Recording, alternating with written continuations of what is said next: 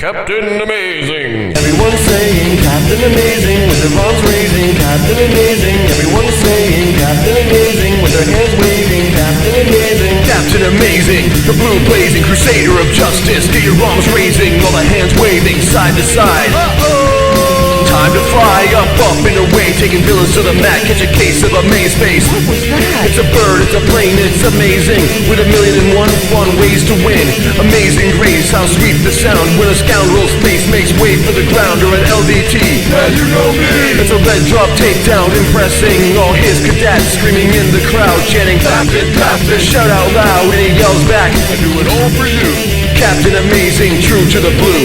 Everyone's saying Captain Amazing with their arms raising. Captain Amazing. Everyone's saying Captain Amazing with their hands. All right, welcome to the Freakin Flax podcast. This is my third podcast, guest number 3, Captain Vincent Zarrello. How you doing today, sir? I am fantastic. Number 3rd on your podcast, number 1 in your heart. That's Don't right. I won't lie. All right. So, basically what I'm going to do is I'm going to ask you some, questions. That's really what a podcast is, right? Is that how that goes? Yeah. Oh, okay. They're going to be kind of standard questions about wrestling in general, and then we'll dive into your very lengthy career of WWE wrestling. All right. And then some ending questions about life in general. Life is good. Life is good. And then word association, and we'll be good. That should be fun. Yeah. Let's do it. All right, so the character of Captain Vincent Zarrello, his hometown is Norfolk, Virginia. Virginia. Yes. Is that your hometown? Is that where you were born? I don't have that southern twang. No, that was Jersey's whole deal when he came up. Well, I mean, Jersey did the whole Captain Vincent Zarrello idea in the first place, because it started off as Captain Amazing, and he just, one day literally was like, hey, you're going to be teaming up with Morency, and you're in the military now. And I'm like, I know nothing about the military, but yeah, sure, just because my name has Captain in it. That's right. And then apparently there's a big naval base in Norfolk, Virginia, which makes sense, and there you go. Have you ever been there? Not the naval base, but Norfolk. No, God, no. Not on purpose, anyway. What city were you born in? Cambridge, Massachusetts. You gonna ask for my social now, too? No.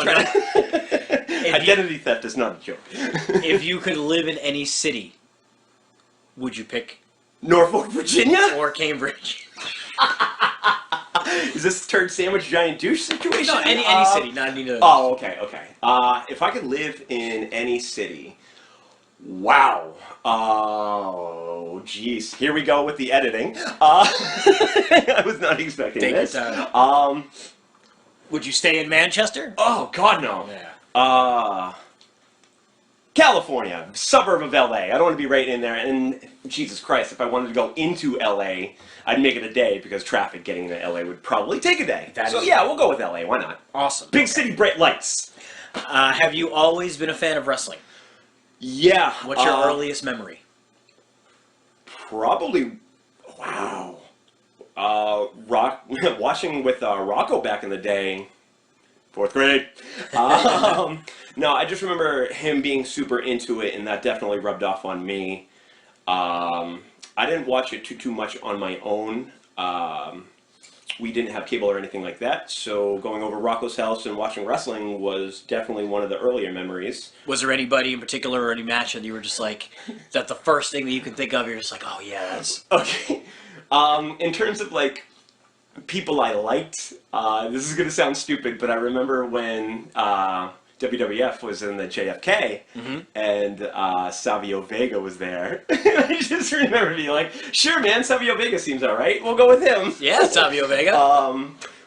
But one of my favorite early wrestlers, for me early, was $1 Million Man. Oh my god, just amazing. Yeah. He's so heel.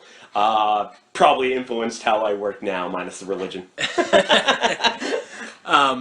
What did you... sorry, I was going to say, who did you like or hate growing up? So you liked $1 Million Man. I was a DiBiase fan. You like Savio Vega. They're pretty much the same, right? Yeah, nothing wrong with that. No. Early back in the day, I mean, I think everybody was a Hogan fan back in the day, at least a little bit. Yeah, it wasn't so much I liked certain wrestlers as, you know, the storylines got me a lot. I mean, I know this is later on, but just the ridiculous storylines McMahon had just got me sometimes. Like, I know it's later on, but the whole the whole Big Boss Man funeral thing, just Dragging the father in the coffin. right? Just the more ridiculous, the better, and that actually worked with Rocko and I's humor, just because Rocko and I were obviously 4th grade on, we're very immature, so those storylines just spoke to our souls. I'll give you a perfect example. I remember doing this drawing with, and brought it into homeroom, because Rocko and I had homeroom for like 4 years straight. Zarrello and Weilacker. Yeah, right, exactly. Yep. And it was the promo with Booker T and The Rock. Okay. And it was the Thomas Jefferson sucker. And I drew a picture of Booker T and Thomas Jefferson saying, like, 2 + 2. Exactly. Yeah. Yeah, so just stuff like that kind of spoke to my immature mind, and still speaks to my immature mind. Was there any wrestlers that you didn't like growing up? Like, hated, as far as, like... Okay, well, let's start with Right to Censor. Okay. Because I was a young man growing up. Yep. Boobs! No boobs. It was a siren. Stephen Richards, goddamn you. Yeah. Nobody that I absolutely hated, because, like, I was not, it's not a, it's still real to me, damn it situation. Like, I know it was people playing characters, so, like, I can't ever truly hate a heel or a face. True. But in terms of, like I said, you know, storylines like that, Right to Censor was a jerk. You know, they were a bunch of jerks. Did your favorites change as you were growing up from, like, a child to a teen to an adult? Like, if you liked Hulk Hogan and Ted DiBiase, and then when you grew up, were you like... Going right. I mean, Shawn Michaels is the greatest wrestler of all time. And that's going to stay that way in my mind, I think, That's until brilliant. somebody passes that along, and I don't think that's going to happen. Okay. Shawn Michaels is timeless. In terms of, like, changing my opinions, I wasn't a huge Bret Hart fan when I was younger, but watching his DVD and watching his matches, you know, as I got older, I always got the vibe that he didn't want to put people over, but he made people look good. Yeah. Shawn Michaels was notorious for that. I think there's no one better at making their opponent look good. But Bret Hart was super underrated when it came to making other people look good. Excellent. How were you introduced to WAW, and did you ever attend a show live? Yep. First show I went to, Rocko was friends with Gino, which apparently, if you listen to Rocko's podcast, it might not be the case. But funny story, going before WAW, like I said, I've known Rocko since 4th grade. I've known Gino separately a long time, too. Okay. The weird part about it is I didn't know they knew each other. Wow. Yeah, Right. weird, right?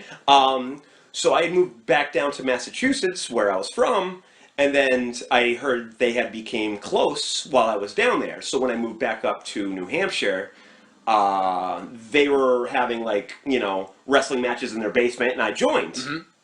And that was pretty much right before WAW started.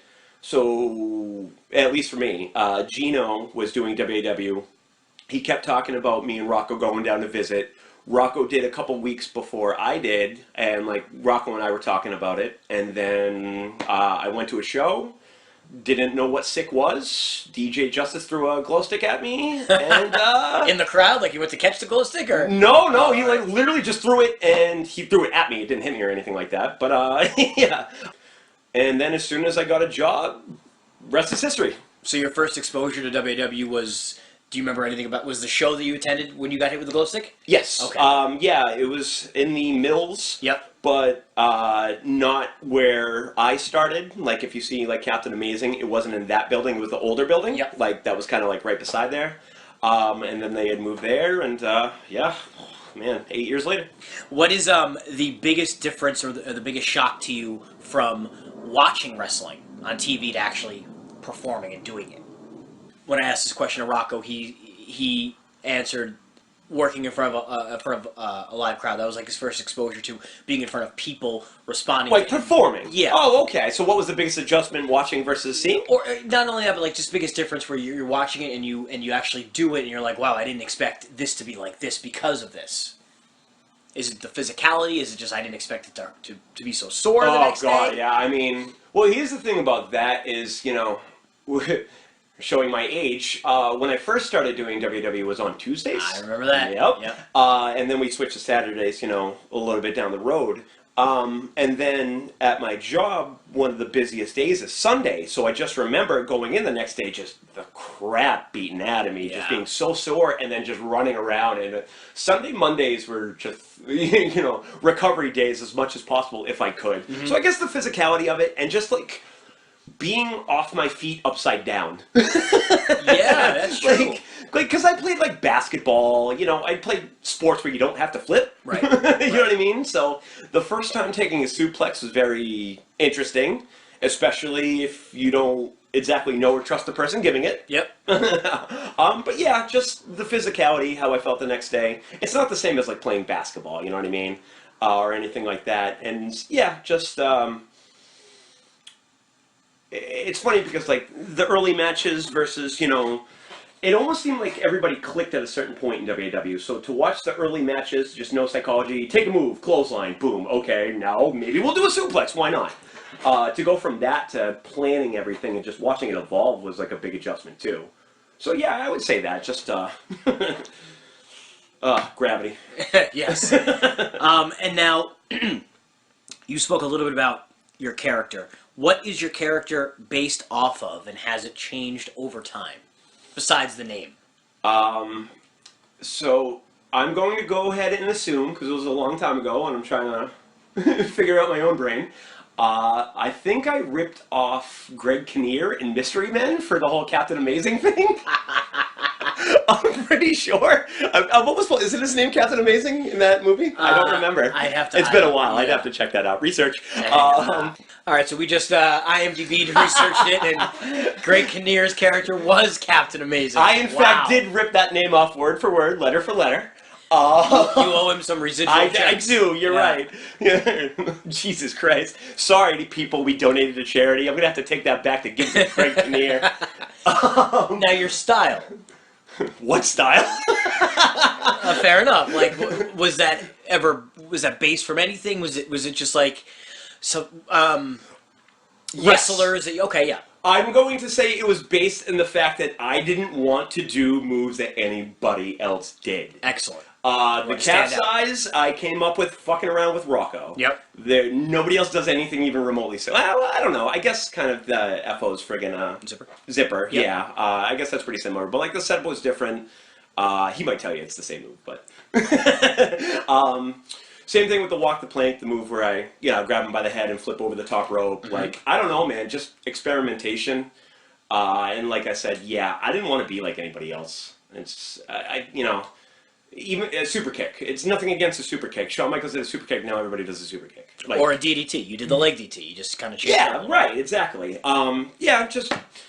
If the move already exists, maybe do a spin on it, or preferably come up with my own moves. Were there any wrestling influences that you put into your character, like a specific wrestler? Like, and I don't want to bring up Rocko just because he was the last podcast I did. Obviously, he has Chris Benoit influences. Oh, of course, right. Anything like that for you? It's not somebody that I might have, like, consciously emulated, but I always loved The Rock's heel promos. Yeah. In terms of... Whether or not I had the advantage in a promo or in a wrestling match, I felt like I had the advantage in terms of what I could say. Mm-hmm. Like, there are better wrestlers than me in WW. I'm full on admit that. That's not even close. Maybe I'm top 15. But, but words-wise, I kind of put a lot of time into that. In terms of not necessarily what I wanted to say, a lot of that was on the fly, and sometimes you could tell. No, Rock's heel promos were great, because that was, obviously Attitude Era when we grew up. That was our thing. But Hollywood Rock as well? When that was right about that time. When I turned to face or whatnot, it was the same thing. I didn't change character-wise. Right. I just started targeting the other heels or whatnot. So, yeah, I would say Rock in his heyday. In terms of just, does The Rock get you wet with perspiration? Just saying inappropriate stuff and then either flipping it or, putting my spin on it. Excellent. Yeah. Getting a reaction. Yeah, good. Honestly, that was the best part about it. Good reaction, bad reaction, it's a reaction. Don't care. Now, in the when I did the Rocko podcast, when he had talked about him joining WAW, he had mentioned the story a little bit differently than what you said. I don't know if it's different people remember different things. Could be. He said that Gino wanted you, but got Rocko instead. All right. So, no. It was in the sense of when Rocko went there, he had went a little bit before me. He had just went as a fan. I don't think he had any inclination to join. Oh, okay. As far as I know. Yeah. When I went there, I was like, oh, this looks like fun. You know what I mean? And then, like, I would talk to Gino. I'm like, hey, who do I talk to if I were interested in joining? He brought up Jersey's name and then, introduced myself to Jersey. And I was like, hey, as soon as I get a job, I'm in. Yep. I don't think it was so much that Gino wanted me more than Rocko, so much as I was more vocal about wanting to join. Than Rocko was. Yes. That's fair. Yep. Now, do you remember your first match? I bet you remember my first match researching this. Give me a sec. Yeah. Was it against Rocko? Nope. Okay. Oh, Rocko was week 2. Yes. I think it And was then a we tag started match. teaming. Yeah, and then we started teaming up or fought afterwards. Hold on. You know what? No, I absolutely don't remember. Who was it? It was Paul. Paul Clement. Oh, that's right. He had debuted the same time, right? I forgot all about that. How? Geez, was that a dumpster fire or what? Do you remember who won? Me? Yes, you did. Come on. I think you're one of the few people to win. I don't know the exact percentages, but to win in their debut. Yeah. Well, I mean, I also went against another greenhorn, so it probably upped my chances. I probably looked slightly better in practice, but at that point in time, probably not much better at all. Was there... I have a question about your belt. Championship or the one holding up my pants that broke? The one holding up your pants before it broke. Oh, okay. Did you wear the belt like you did because of Quailman? I know that sounds so random, but the way that your belt was, most people when they wear belts, Okay. they wear it so the belt isn't like hanging, like you know what I mean? All right, I have a 100% answer to this. Okay. I grew up in the 90s where I would like to wear oversized everything. Okay. Apparently that includes belts. Listen, bro, I grew up poor. It was probably one of those situations where it was the only belt I had at the moment. It seemed like it was part of your fashion sense where like he has his a shirt, he has In a mask. quotation marks. Yeah, and he's got the belt that looks different than everybody else's because it's actually hanging out. I mean, something had to keep up those parachute pants I was wearing, I guess. I don't think it was necessarily a conscious effort so much as I was a product of my environment. That's perfectly fine. Yep. All right, so let's talk about your first year in WW. All right. Please remind me. Well, I have some things written down, but I was going to say nobody remembers their career like the person, but that might not be true. Let's try it. I've done a lot of damage to this noggin. So, in your first year, almost right away, you ended up teaming up with Rocko, and you were the Amazerz. Yes. Was that something that you guys pitched, or was that something that was pitched upon you? Jersey. I gotta give credit / discredit to Jersey for most of the booking in very beginning. No, Jersey's booking was fine. But no, it was him because I think his vibe was that he knew we were friends for so long that we would probably have chemistry. Yep. And yeah, that would be my mindset in terms of what he might have been thinking. But it wasn't like, hey, I want to team up with him or he wants to team up with... I've known Rocko forever. You know what I mean? If we didn't team up, that would have been fine. I was just excited to be there at the time. Right. Rocko told me the story about Trick. How we got Trick. It was an empty piece left over from building a futon. That's exactly what it was. I helped him build a futon. It was one of those situations where we were hoping that the thing wasn't going to fall apart because, yeah, we had an extra piece. Rocko, in his beautifully demented mind, decided to name it Frankie for whatever reason, and the rest is history. Did you have a weapon? Back then? Yeah. Because I know at the time everybody had their own color scheme, and almost everybody had their own weapons. I don't know if all baby faces had weapons, but I know that some of them did. You know, Jersey would use the chair or the trash can or things like that, so I don't know if... Did you remember ever having one like that? Or I know what you mean. Back then, it's funny, I don't know, but at some point in time in my WW career, I got branded the steel chair guy.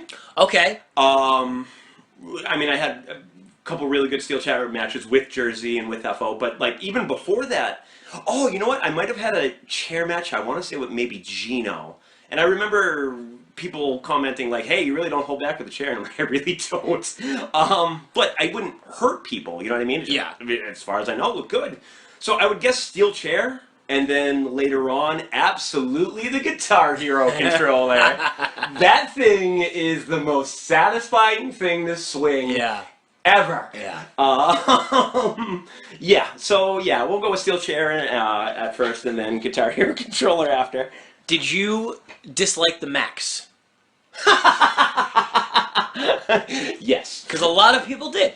They thought okay. he was a little bit too big for his britches. Is that what they say? All right. So the best thing about the Max was Dirty Dealer calling him like the Mongolian monkey fighting champion. Like, Yeah. I don't know. The Max. All right. There are people that come into WAW and just wrestling in general and just get it. You know what I mean? They're here to put on a show. There's no friggin' ego. You know what I mean? Winner, loser, who cares? Unless I felt super strongly about a storyline or a winner, I wouldn't care who wins or loses. There was a period of time, I think it was Lord of the Ring, where he was supposed to get eliminated, and he is just not doing it. And I think we ended up throwing him out at the end, and He got ganged up on. Everybody talks about it. yeah. Certain people just straight up don't get it, and he obviously was not one of the ones that got it. He didn't last very long, I don't believe. No. So yeah, I mean, he might be an okay person. I promise you I don't care either way. Was there anybody that you felt you had good or bad chemistry with? Is bad chemistry no chemistry? Bad chemistry yeah. might cause an explosion. Within your first year? First year. Because there were some people that you worked that weren't around when I came back, when I was around. Like, I know you worked Sick. Sick was intimidating just because, I mean, he was already like 6'2" without his 7 feet tall boots. Yeah. I actually knew Sick from high school, which was funny. Wow. Not personally I knew of him because, I mean, judgments aside, I think he's great, but like, he's a very memorable person to look at. You know what I mean? You look at somebody like Sick. I think Sick was like super goth before super goth was a thing in my high school at least, or Central, you know. Yeah, I didn't know Sick then. No, right. I knew of him just based on how he dressed and stuff like that.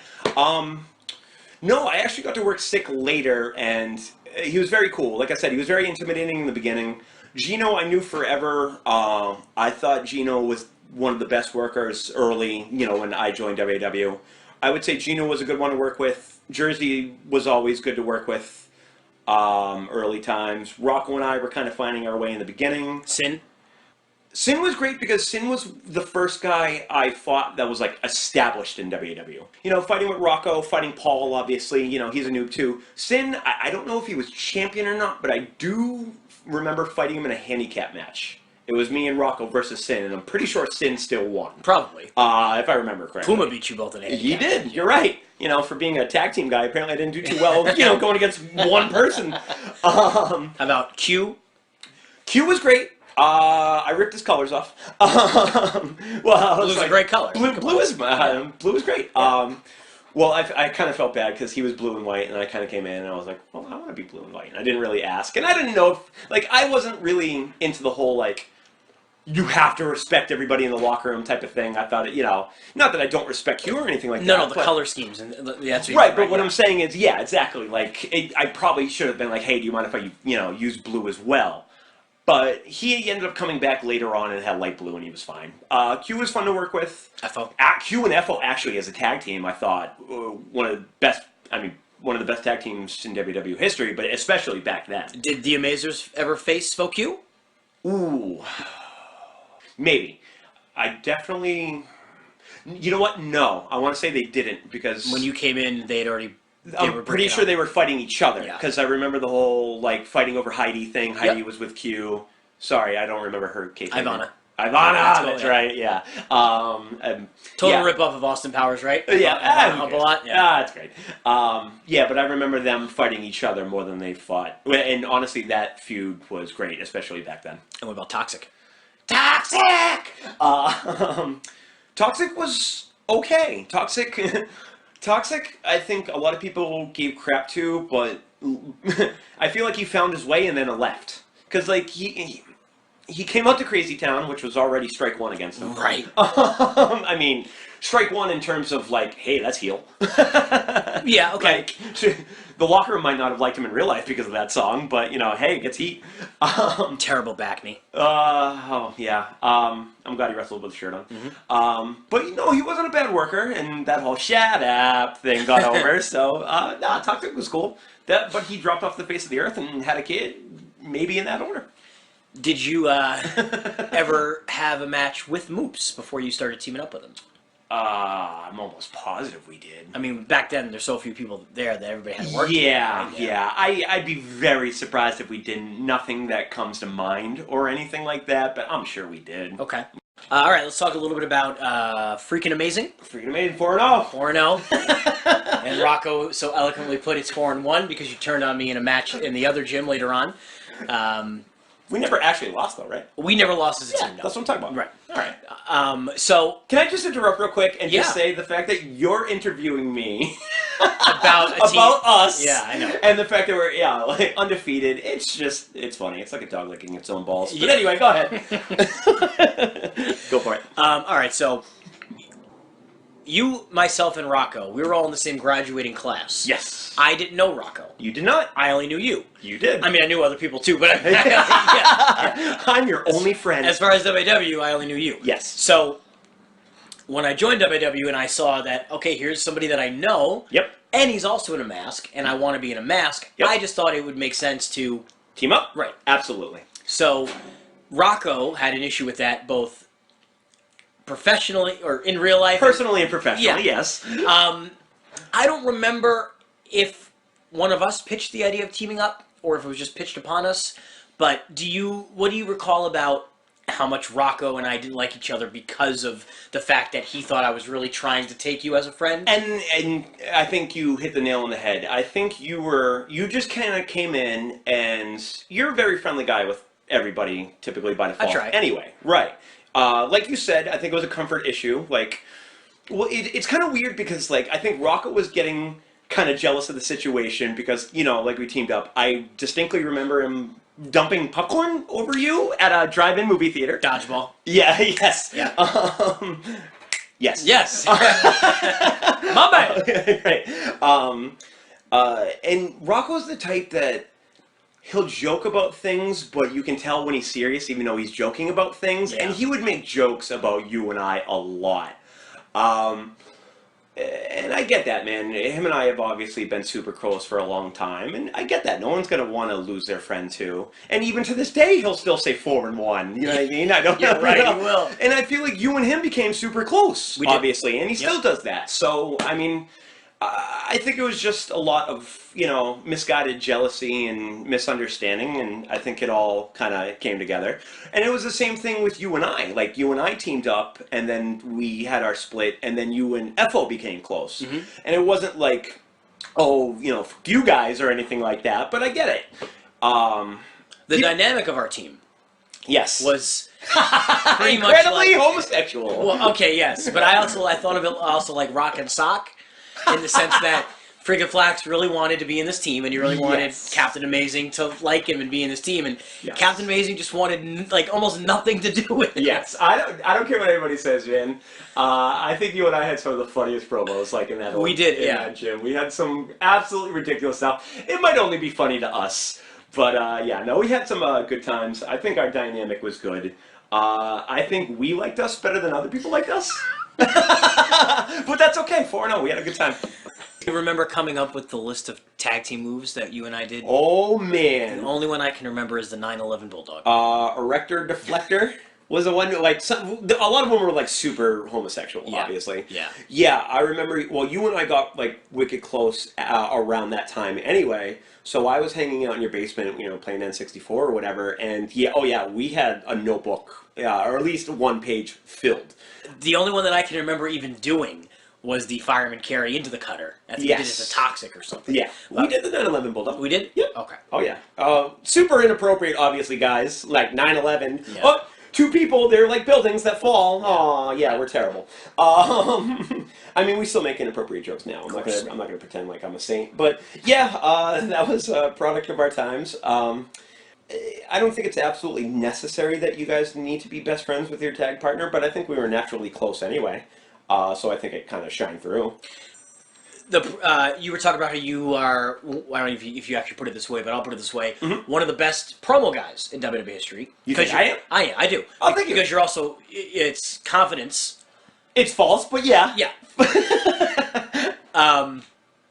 Us, by ourselves, Yes. cut really long promos. us together, we've had promos that are longer than some matches. I believe that, and Do you we were remember- probably more blown up after too. Yeah.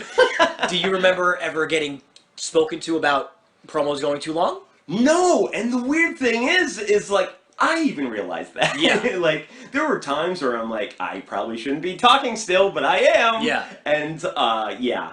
Once again, we mentioned this before the podcast started or whatnot, but the whole just me talking when I probably wasn't scheduled to, and like when I was champion, I was talking for no reason, and like the show's going till like 11 p.m. and we still got to break down the ring and Right. get everything. I would have hated me.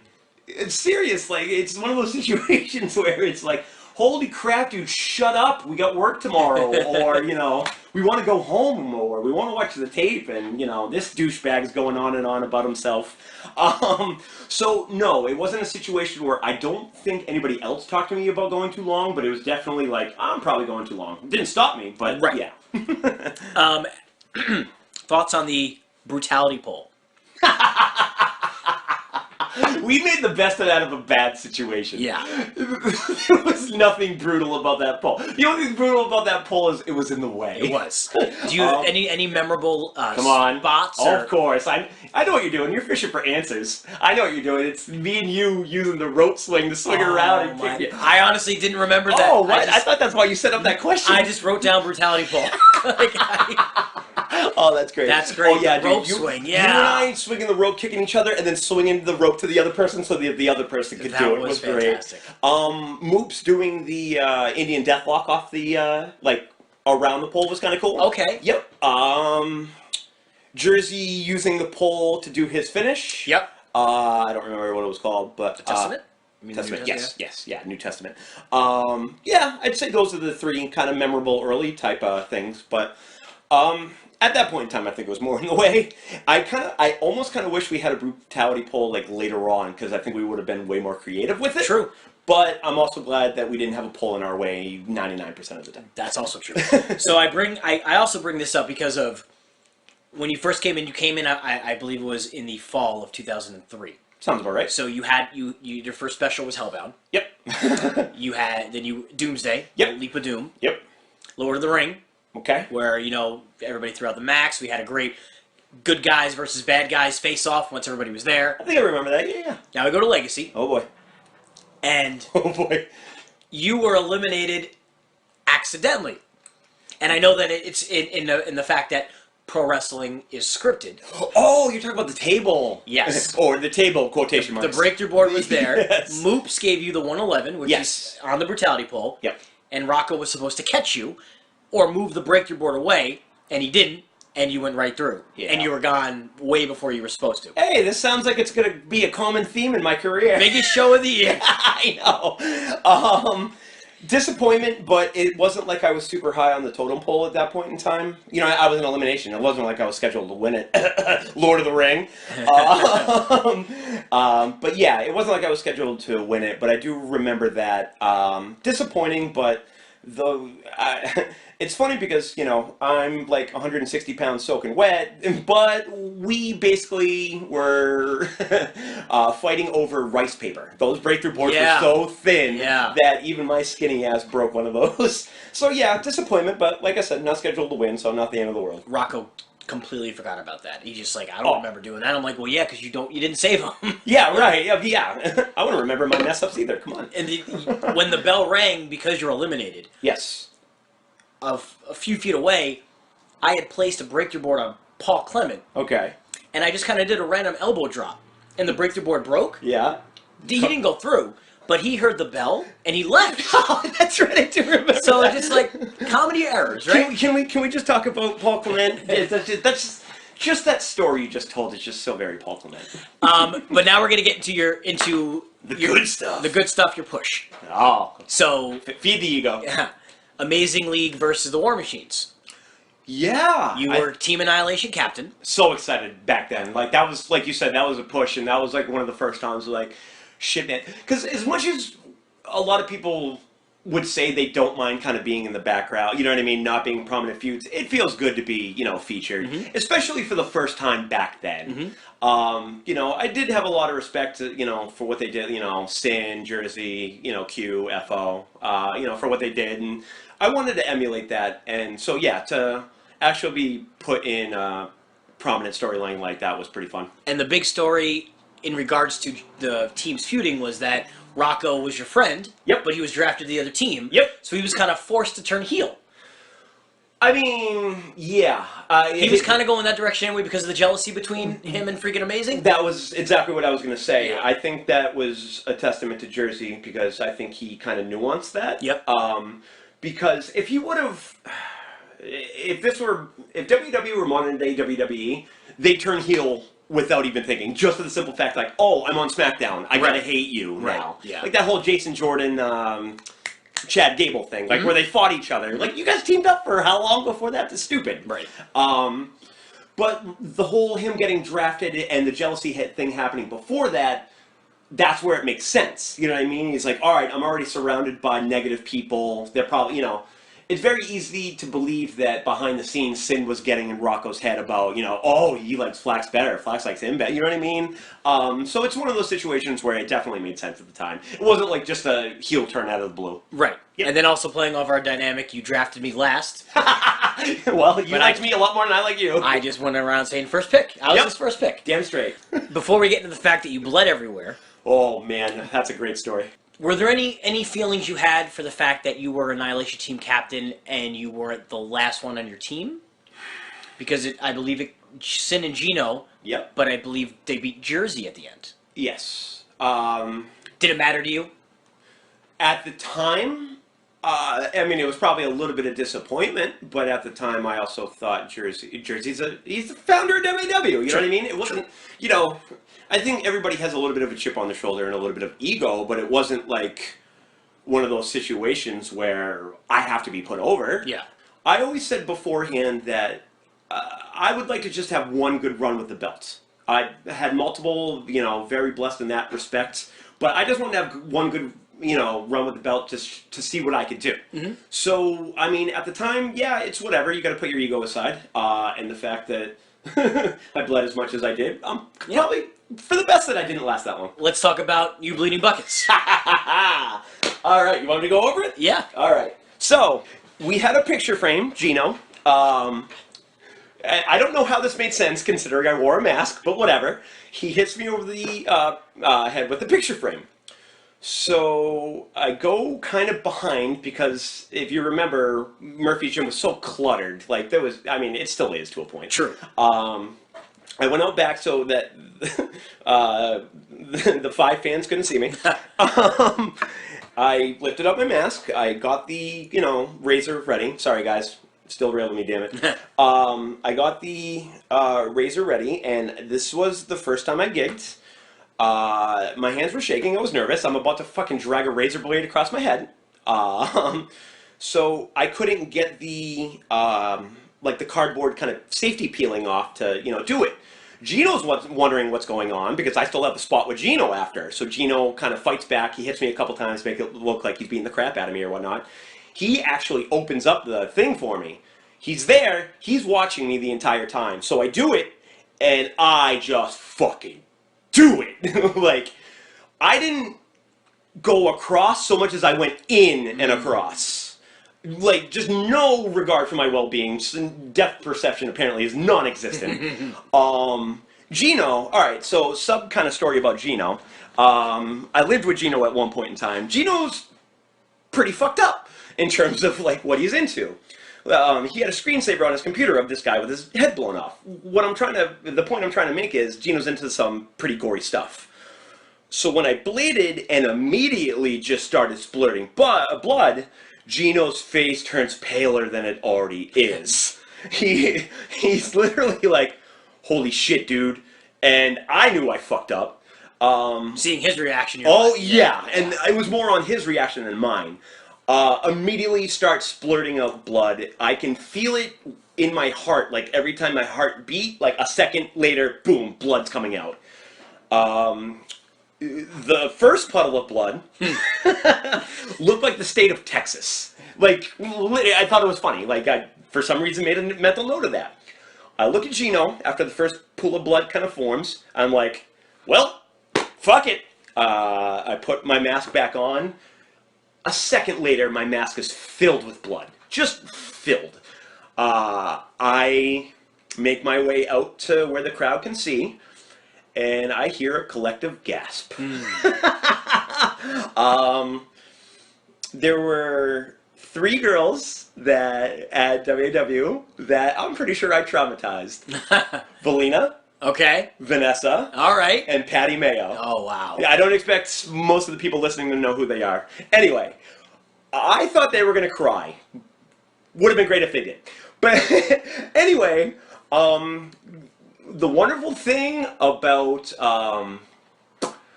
what's that word I'm thinking of when you're like psyched up and... Adrenaline? Adrenaline, thank you. I don't know why I couldn't think of that word. Probably too many shots to the head. The fantastic thing about adrenaline is I just kept going.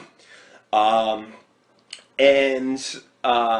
credit to, or discredit to, War Machine and his team, they beat the shit out of me. They targeted my head. Yeah. There was a period of time where Toxic took a chain around me in front of those 3 girls, and obviously the rest of the crew, choked me so that even more blood is coming out through this mask. Of course. And you didn't receive medical attention after, right? Nope. So the match happens, anywhere where I was for more than like 2 seconds there was a puddle of blood. And I'm not trying to be dramatic, like you could watch the video probably if it still exists. It's pretty gross. Yeah. After the match, we went out back in the hallway, just blood everywhere. Thank God there weren't like people there that late at night, because that would have been really hard to explain. I came back, I did a front flip bump after the show was over, just to show everybody it was okay. You hurt your arm that night. Yep. We went to Q and Cushion after. Yep. Pool place. And Valina and Gons, another guy, Don Bronson. Yep. Don Bronson reference. Look that up. And mess that promo up. You and I, Freakin Amazerz, 4-0. Maybe we're like 4-0 too, because we definitely lost that pool match. We played pool against Valina and Gons. You had a hurt arm. You weren't doing as well as you usually do, and they were kicking our ass. Normally, I think we were pretty decent at pool. Yeah. I decided to take the patch off my head like an idiot and start playing with my forehead like it's talking. To distract them. To distract them, Right. yes. Because that's how, competitive I am, apparently. Yeah. And then add Q and Cushion, because it's still, it was Fresh. a little bit after 11. Yeah. Start bleeding everywhere. I gotta rush to the Q and Cushion bathroom to, re-clean myself up. Anyway, we lose. I pass out in Gonz's car. People are, shaking it just to mess with me. That's just the type of people we are. Anyway, that story was way too long, but it's one of those things you're never gonna forget. It's memorable. Yeah. That scar is still plain as day. Maybe not the one that Rocko gave me, but yeah, it was an experience. So then we move on to Apocalypse. Yes. Tap pool match, and you won. You became #1 contender. Yeah. Can we just talk about how disappointed I am that I won for a tack pool match?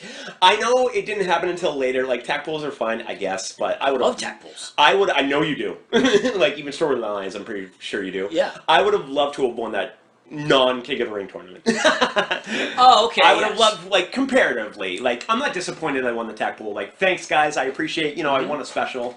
I think maybe it would have been it was probably a consolation prize for getting the shit beaten out of me, a couple months beforehand.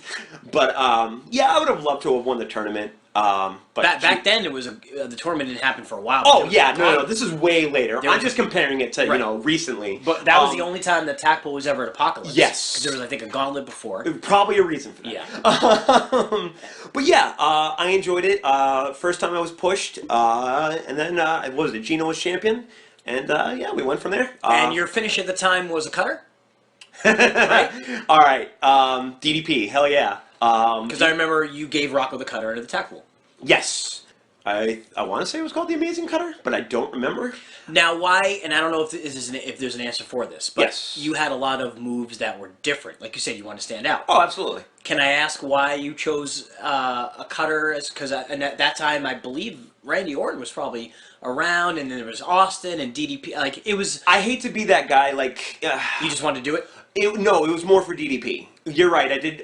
When I say I prided myself in like coming up with my own moves, that was not in the beginning. Like, don't get me wrong, I still had the LDT and a few other things, but I had no qualms about taking the Diamond Cutter, not the RKO, because I didn't lay flat on my back. It was more sideways.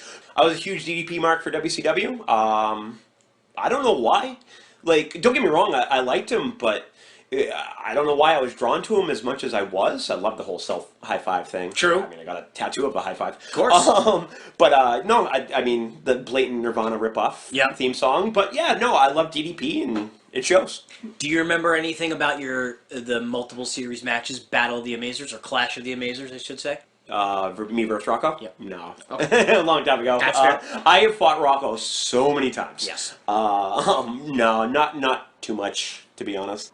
At that time, you had won multiple awards for the anniversary show. Mm-hmm. You had won for Promo of the Year. It was my promo with Dealer. You're still here. UNFO over there. I was a bystander in that promo. You won Promo of the Year. Yep. Yeah, what about it? You also won Team Match of the Year. It was UNFO. You guys fought Fallout. Oh, that's funny. Right?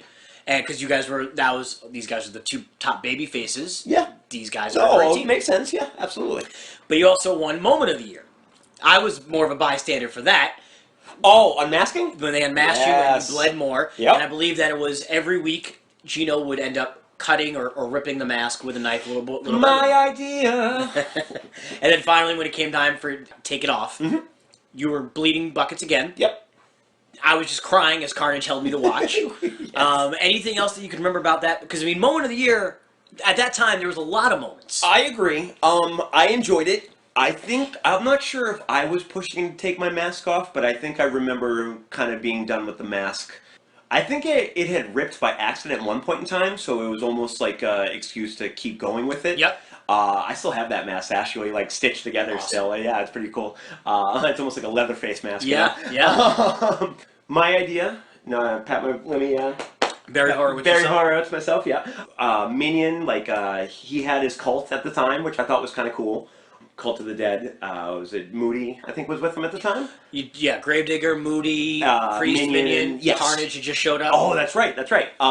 Yeah, I enjoyed it. I thought it was a cool moment, and I also thought it was cool that it pretty much led to my heel turn too. Yep. You know what I mean?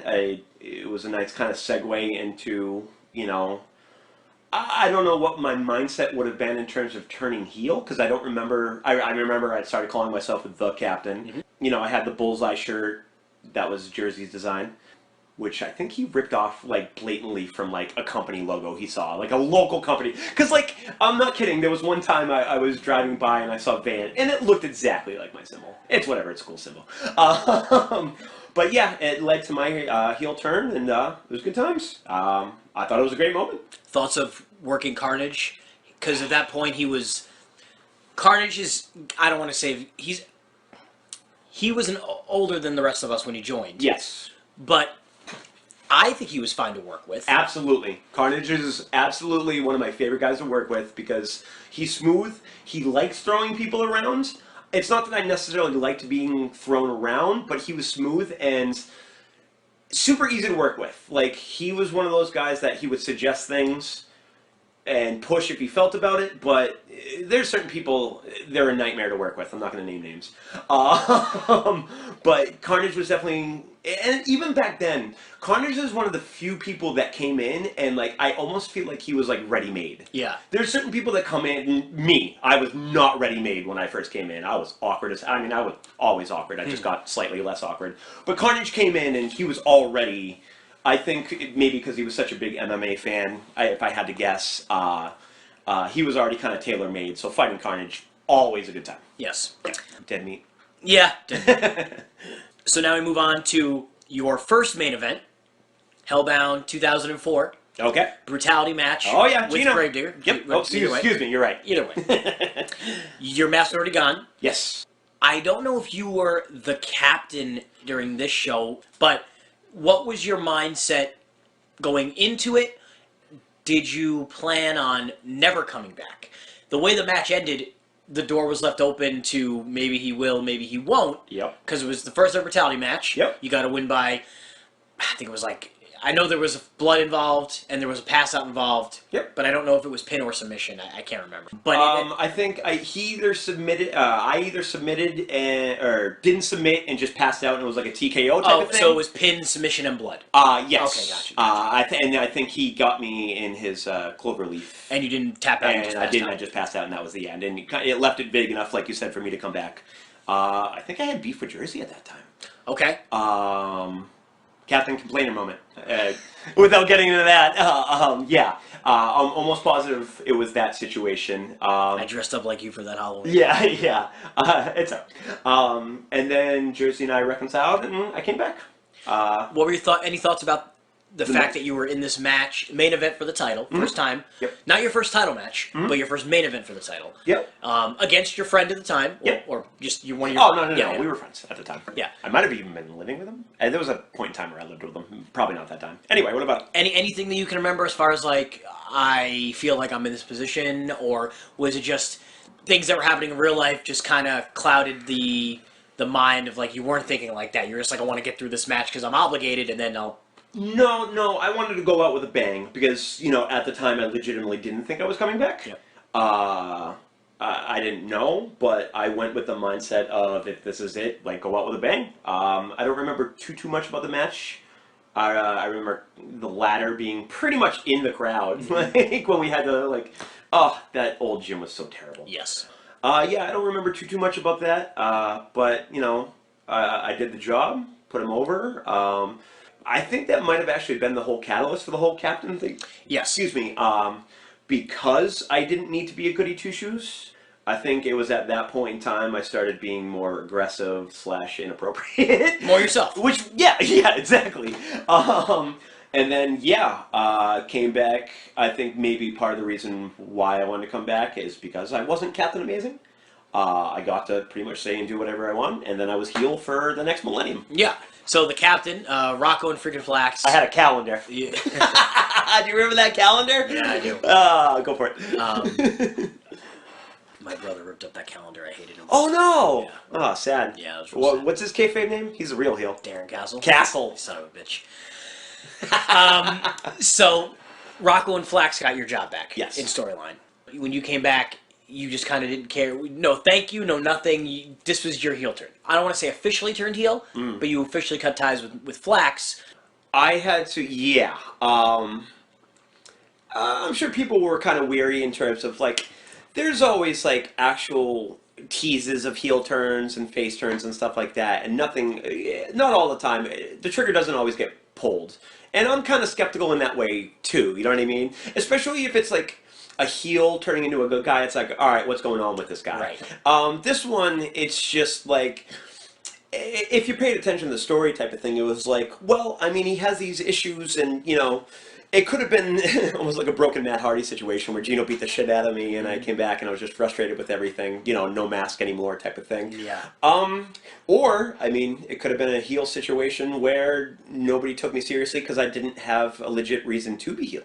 You know what I mean? Because, like, it's all in my head. Like, why am I ungrateful? They got my job back. Like, I mean, I could have been bitter that I didn't win the belt, right. Type of situation. Yep. But it's great. Not every storyline needs a definitive reason or answer. Like, leaving things up to interpretation works, too. Some people might call that lazy writing, but potato. Yeah. I'm a fan of Damon Lindelof. There you go. So now we move into 2005. Yes. And this is the beginning of the team tournament to crown new team champions. Oh, boy. Do you feel like the Amazerz or even Freakin Amazing could have been team champions had the belts been around while we were teaming, or you and Rocko? At the time, talent-wise, probably. It depending on, the cast around us. You and I obviously had chemistry and undefeated. Rocko and I were always... Rocko and I teaming up was fun, but it was so early. Teaming up with Rocko, later on would have been awesome, but we fought each other forever. At that point in time, I was, pretending to be in the military, and he's crazy. Now, at this time, we had a new crop of talent. People like Staples, people like Craig Trace, people like Johnny Psycho. Oh, yeah. A lot of people come and going. Todd Zobel. Yeah, oh boy. I believe you and Craig Trace teamed up in that team tournament? Yes. Or was it you and Shatter? Oh, this is still in the old building. Yeah. I'm trying to think. Because Chase teamed up with us for FMJ for a little bit. Right. It might have been against Shatter because I remember feuding with him after too. Yep. So there's a good chance that it could have been Shatter. You had was it the Flask match? Yeah, he played a drunk at the time, and yeah, I peed in it. He peed in it.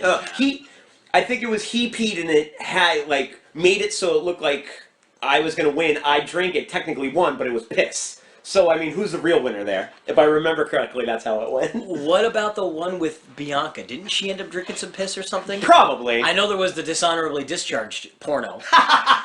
Yeah. Oh, that's hilarious. Sure. Sure, we'll go with that. What are your thoughts on Legacy 2005 and helping form FMJ, Full Metal Jacket?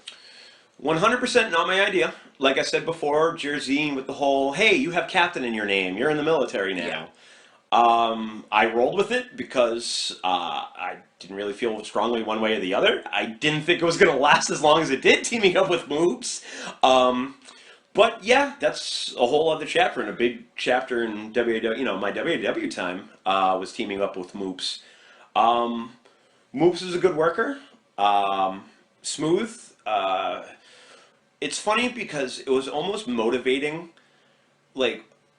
We always had the joke that if you were in a tag team, you'd have more singles matches in WW. And if you were a singles person, you'd be thrown in 14, 8-man tags. Yep. All the time it seemed to work out like that. So my goal was to have a better match than Moves. Yep. And it's a matter of opinion. Yeah. I'll leave that up to people's opinion.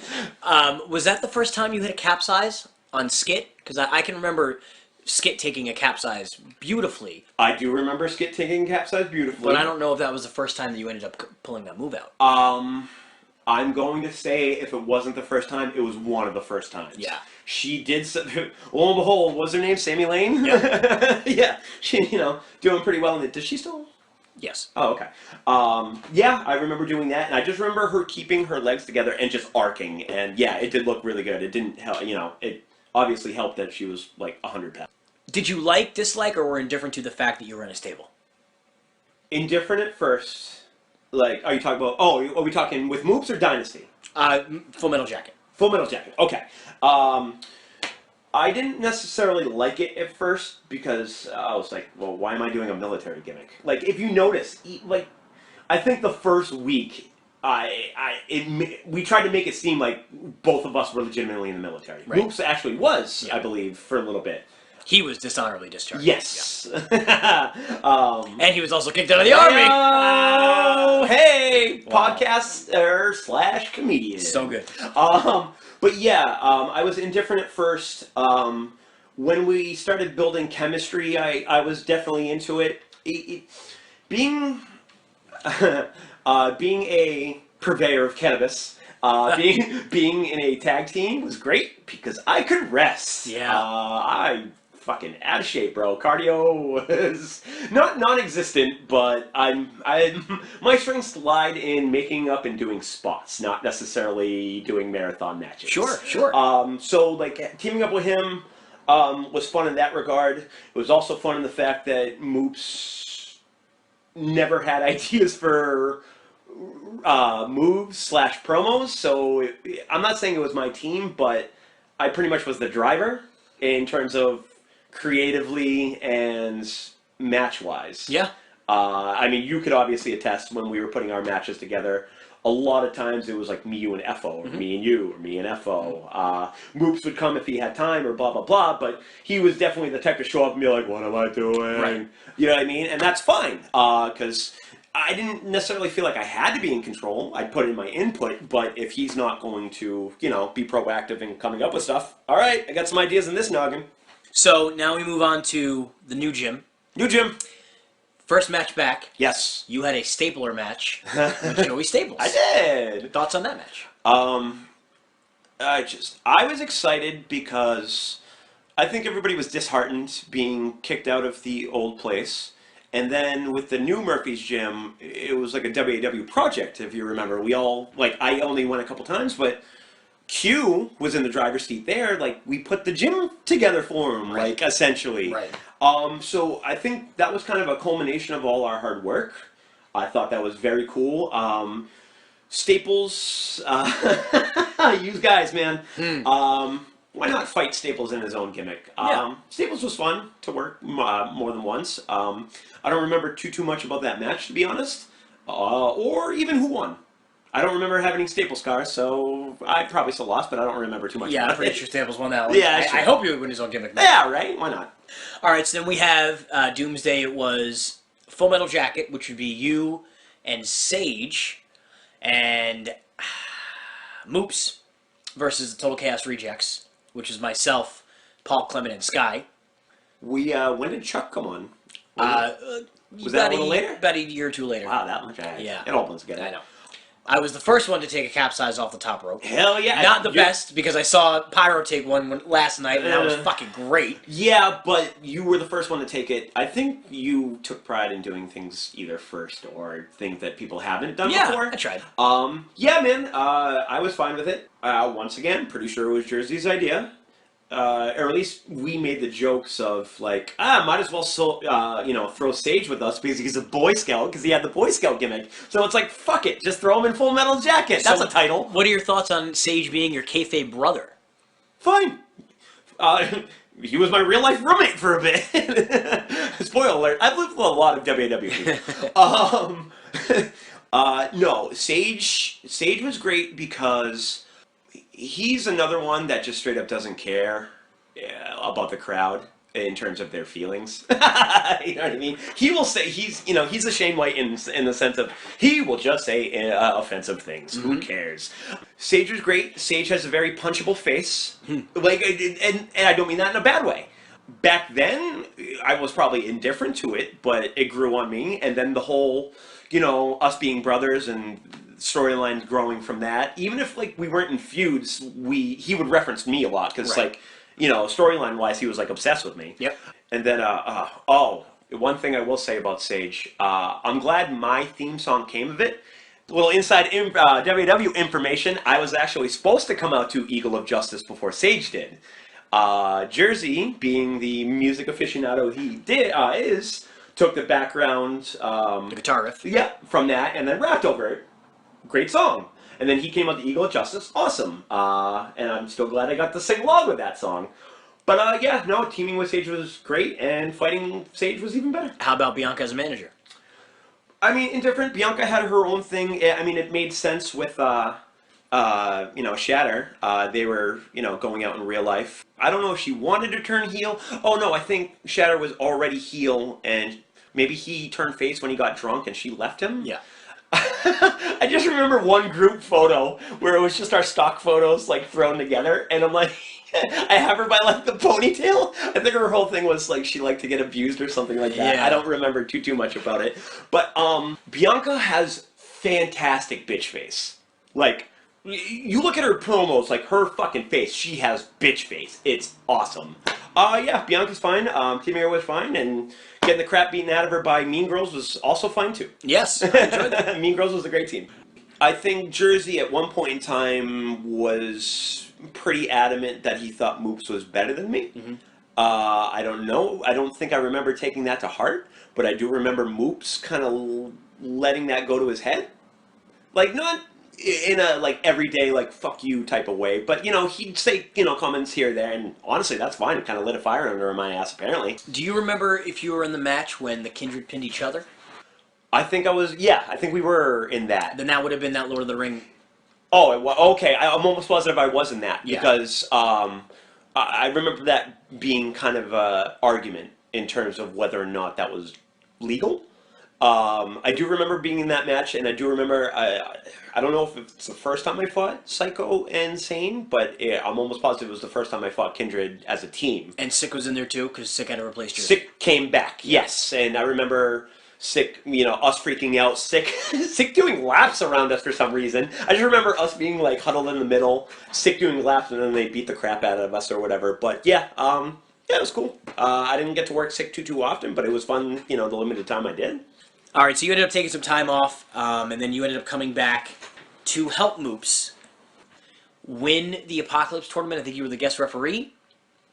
Was I masked? You were masked. Okay. Did I take the mask off after? No. Okay. You came out as the masked referee. there was a semi-screw job, Moops beat Carnage. Yes. And you ended up... But it was revealed that I was the mass ref. Later. Or was it, like, implied that I was, but it was never... I think it was implied, but the end of that show was Freakin Asylum, the first dynasty. It ended with us celebrating in the ring. Okay. Rob Marsh was already at the hospital. Oh, boy. Yeah. And we were attacked by Captain Amazing and Moops. And the end was you guys, 2 of you laid us all out. Yes. And then we had another brief hiatus. But that was the last thing for a while, was the fact that FMJ was back, FMJ reformed, and you guys were coming for the gold. So you saying that part kind of reminds me, I don't think I would have come back to help Moops if you know what I mean, if I had legit, like, issues with Moops, or I thought Moops was being pushed over me. Yeah. So, but I just remember watching it and be like, what the fuck? Rob Marsh just took a friggin' New Testament. Why is he getting right back? Oh my god, his hand is, like, hanging off. Yeah. And I was wondering if that was kind of going to affect the rest of everything. It ended up working out.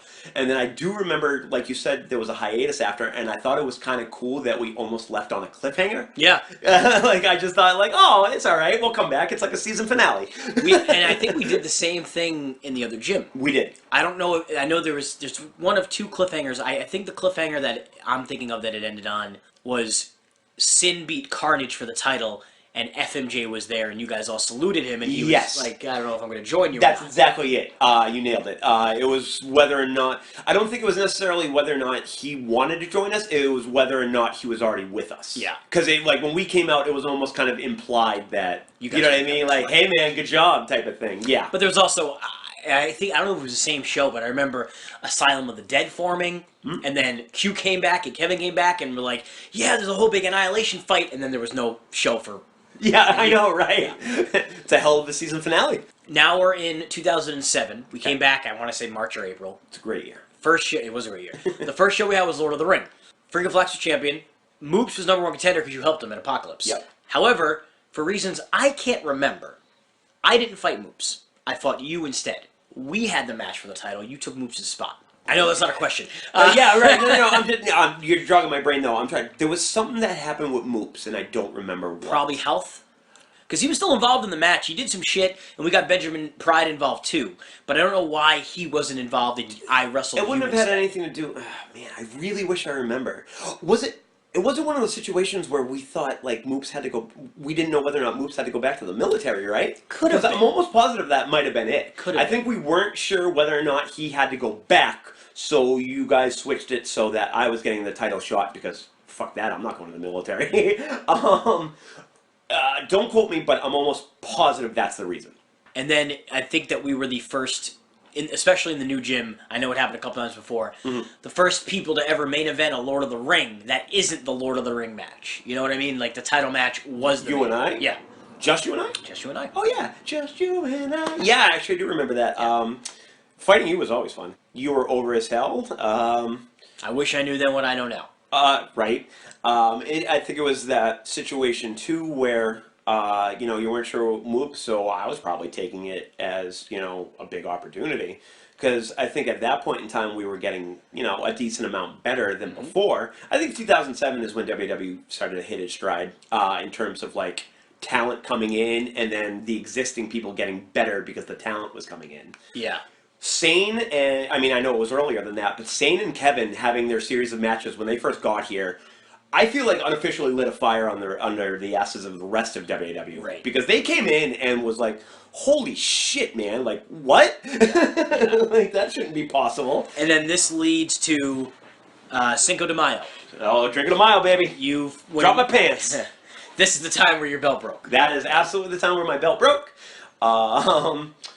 First championship win. Yep, I had to... Alright, so it was, let's see if I can remember. Me, you, Katie... Sky, Moops, no Moops? FO and Staples, I believe. That makes sense.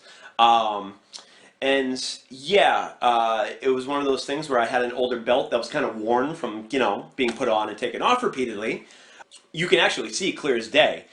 FO hit me with something, and then, like, as I was selling whatever, the belt just goes flying off. Not the whole thing, but the piece that keeps it together. You can see it on camera. Luckily, we didn't plan it this way, obviously. I sold whatever he gave me, and then there was a bunch of spots that I weren't involved in. So I ran downstairs. I go, somebody give me a fucking belt, and I get a bunch of like poker faces. I'm like, now, like I have a fucking match. Carnage doesn't miss a beat. You know, as soon as I said now, whips off his fucking belt, put it on, ran back upstairs, pretty much in the nick of time. Yeah. I think it ended up being you and me at the ends. I won, and the crowd, if I had to guess, probably wasn't too happy. I don't know if they weren't too happy. I think it was just more of a shock. I didn't think they expected a title change so close to Legacy. Slash, I don't think they would have expected me. You know what I mean? Because it was a tag team for most of that beforehand. Right. You know what I mean? I just became kind of thrust in a single situation because of Moops, and then we went from there. I don't think anybody was expecting me to win. Yeah. It was in a tag team. Thoughts about you being stripped of the title?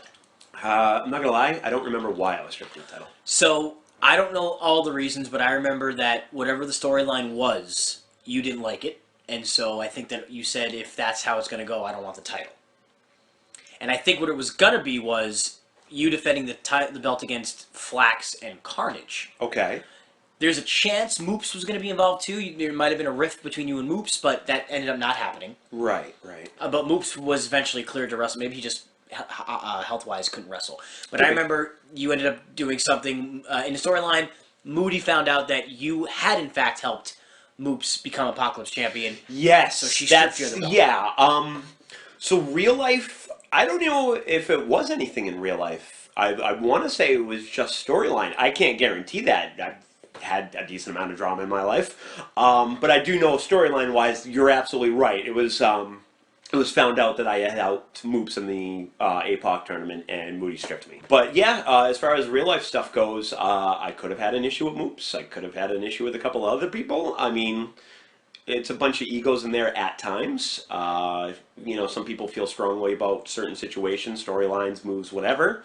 It could have been, but it's all water under the bridge now, as far as I'm concerned. And what was really interesting was the fact that you were just champion. Moops never got his title match because you took his spot. Yes. And Carnage won Lord of the Ring. Yes. Pretty much you three are supposed to main event Legacy with me, who has a rematch, and that didn't happen. You and Moops fought Carnage in the opening match of Legacy. Yeah. Still a great handicap match. Yes. It was excellent. And I was in the main event in a tables match to decide a new champion. I think that was Jersey just going in a completely different direction. Yeah, I think so. Do you remember any thoughts about the handicap match itself, besides it being fantastic? I remember being pissed that I was in the opening match. And I'm almost positive I cut a promo before that, being like, I went from being in a championship match to being the, curtain jerker.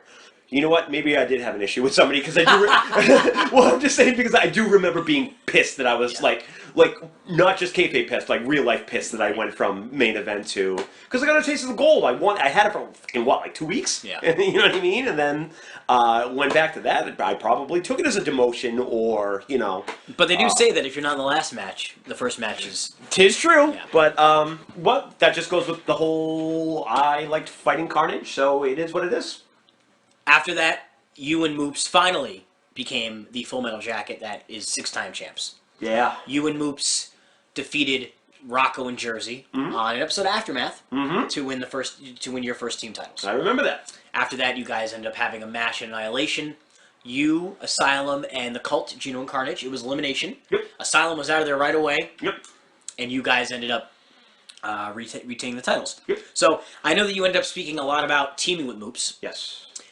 Do you have any thoughts about your first run as team champions? Because that first run, I think it lasted like maybe 290 days. It was a long time. You end up fighting people like the Syndicate. Yes. You ended up having, I'll get to your blow off with Asylum, but you guys had a lot of matches. You guys were the team. It was Asylum, and then it was FMJ. And see, that was the thing, is it was definitely, I feel like, a passing of the torch type of thing. All credit go to Jersey and Rocko. They're one of the most selfless people in terms of winning and losing. There are times where I feel like Jersey should have won matches where he didn't. Yeah. He kind of threw Moops and I into the driver's seat, and, we ran with it. I was not expecting to keep the belts as long as we did. No, no complaints or anything like that. But yeah, it was a very long time. We were the featured team at that point in time, and it was kind of humbling just going from like, F off, Asylum, all these great teams, Cult, all these great teams before that, to us being the focus. And it's not one of those situations where I didn't think we were ready, but it's just kind of weird being there for so long and then being as a team for a bit and then finally kind of getting thrust in and, how are you going to react? And right. I think we reacted pretty well. This was the time when Sergeant Charles Hatchett joined. Yes. Now you have more members of FMJ. Yes. And then we move on to your blow-off with Asylum, and it was not the first time, sorry, Team Trick or Treat. Oh, yeah? Yes. Yep. I want to say Trick or Treat 5. I was going to say 4. I honestly don't know, though. There's been like a billion of them. I believe at least 13. Only 13. Oh, fantastic. Yeah. Jeff was numbers 2 and 4, and maybe 9. Mm-hmm. But it was FMJ was Trick or Treat 5. Was it 5? Yeah. Because the other one was The BTP was 3. Cinco. And Flax and Sergeant Charles Hatchett were in boxes. They were. I don't know if at that point people in boxes were overplayed, but I know that they started to get overplayed. Yeah. Dealer. Dealer was the best. Yeah. Happy Alonzo, motherfucker. that was the best. fantastic. Trick or treats are fun. Yeah. Unless you accidentally grab the wrong box. Did that happen to you? No. I'm just saying, like, if you were kayfabe-wise, like, oh, I'm supposed to grab brass knuckles. Oh, crap, this is not brass knuckles. Right. Any thoughts about the match that you can remember? In of itself, the trick or treat match, I remember it being very unique. No, not too much about that first one. I remember a lot more about Rocko and I's single one. Mm-hmm. But the first one, Jersey and Rocko are very good on thinking on their feet, so I'm sure we had spots filled in. It's a hardcore match. You can only do so much in terms of, like, you gotta be adaptive in a hardcore match, yeah. As opposed to, putting a match together. So, no, not really too much. I think you went over using their finish. That would make sense. Mm-hmm. That just, like I said, goes back to them being very selfless. They made us look like $1 million, especially back in the day. And we obviously tried to repay the favor, but, it was definitely appreciative, especially, like, realizing it now, kind of in hindsight, like, how much they put you over type of thing. It was good, because I don't think FMJ WW-wise would be regarded as much as they did without Asylum. Very true. Now we're going into your feud with Total Chaos. Hey! You had a pseudo-love story with Katie? Yes. Just to kind of get under the skin and... Yes, yeah. That was my idea. Because I don't think Jersey had really anything for us at that point in time. Jersey would definitely have ideas and would feel strongly about them, but if he didn't, both you and him were good about having the performers fill in the blanks if, there wasn't anything. We went with the whole me trying to date Katie thing and whether or not I was a reformed kind of good guy, which... if you even remotely watch it for a second, is not even remotely believable. Right. Like even a little bit. Like, the crowd is screaming I'm full of crap. Like, Katie, bless her, you know what I mean? Like, she has to suspend disbelief. But I just remember that Varrick's... so, Kevin's parents, maybe, or grandparents, I'm not sure, owned a bar that no longer exists, but we filmed the date there. Yeah. Which I don't think really even had a point. I think it was just like a legit date. I don't think there was like a funny moment, or I think it was literally just them taping us on a like faux date. I feel like I stole your wallet or something. Like, I remember... That sounds... Were you the waiter? Were you? I feel like you were a waiter or something like that. I think Kevin waited on you, and I think that's what made That's it, right, yeah. We made Kevin do it. Yeah, That's right. And the only other thing I really remember from that feud is we had a backstage promo where it looked like I was going to kiss Katie, and like I was supposed to get relatively close to her, and Kevin was supposed to attack me. I didn't even take a step before Kevin fucking football tackles me halfway across the backstage. Like, easy, bro. You gotta at least make it seem like I'm going to, make it creepy. And there was also the love note that you wrote that Katie would read, and Kevin would have the best reactions behind it. Yeah, like pretending to throw up. Yeah, right. I don't remember who wrote that. Katie might have actually wrote that herself. I honestly don't remember. But I do remember having a match with Katie. I don't know if it had to do with this storyline, but we had a match. I had a match with Katie where we incorporated dance moves, like ballroom dance moves, though, like where it was almost like a friendly exhibition. Because actually, it was that feud because Kevin and Moops fought each other and they just beating the crap out of each other. But you want to do the opposite. The whole thing, yeah. Well, Katie is, I wanted to show her, that I respect women. Yeah. That I respect her or whatever. So we had almost like an exhibition of sorts, as opposed to, full on fighting each other. And we had like, we do a thing where we were dancing like in a ballroom. I'd swing her out, pull her back into like a headlock or something like that. And then there was a period of time, I think it was actually the tag match, where we did a 3D, and I planted Katie so hard in the ground, and I felt so bad for her. So, yeah, if there was any doubt that I didn't like Katie, like, storyline-wise, yeah, you could probably go back and watch that movie. She had some of the best sells because it looked like she was dying. Yeah, I think with that 3D, though, she might have actually, died. Now, did you have any qualms about... Qualms? A, working with females, like wrestling them, and B, losing to them, putting them over, because that was the first time that a female had won the team titles, and they beat you. So, absolutely not both times. I've never had that issue. Put your fucking ego aside. We're telling a story. You know what I mean? Like, this is the stupidest thing. Showing ass as a heel is one of the, like, best things you can do. You know what I mean? Like, if you're an unstoppable heel, people are gonna not like you for different reasons. I would much rather get a genuine reaction and be like, who the fuck does this guy think he is, as opposed to like, oh, he's really good, but he sucks. You know what I mean? But he's like a bad guy type of thing. I would rather show ass and show humility, because it just proves that that heel is not perfect, but in his mind he is. right. Very true. So yeah, no, I had no issues putting over a woman / fighting a woman. So then you won those titles back within a few weeks. Yep.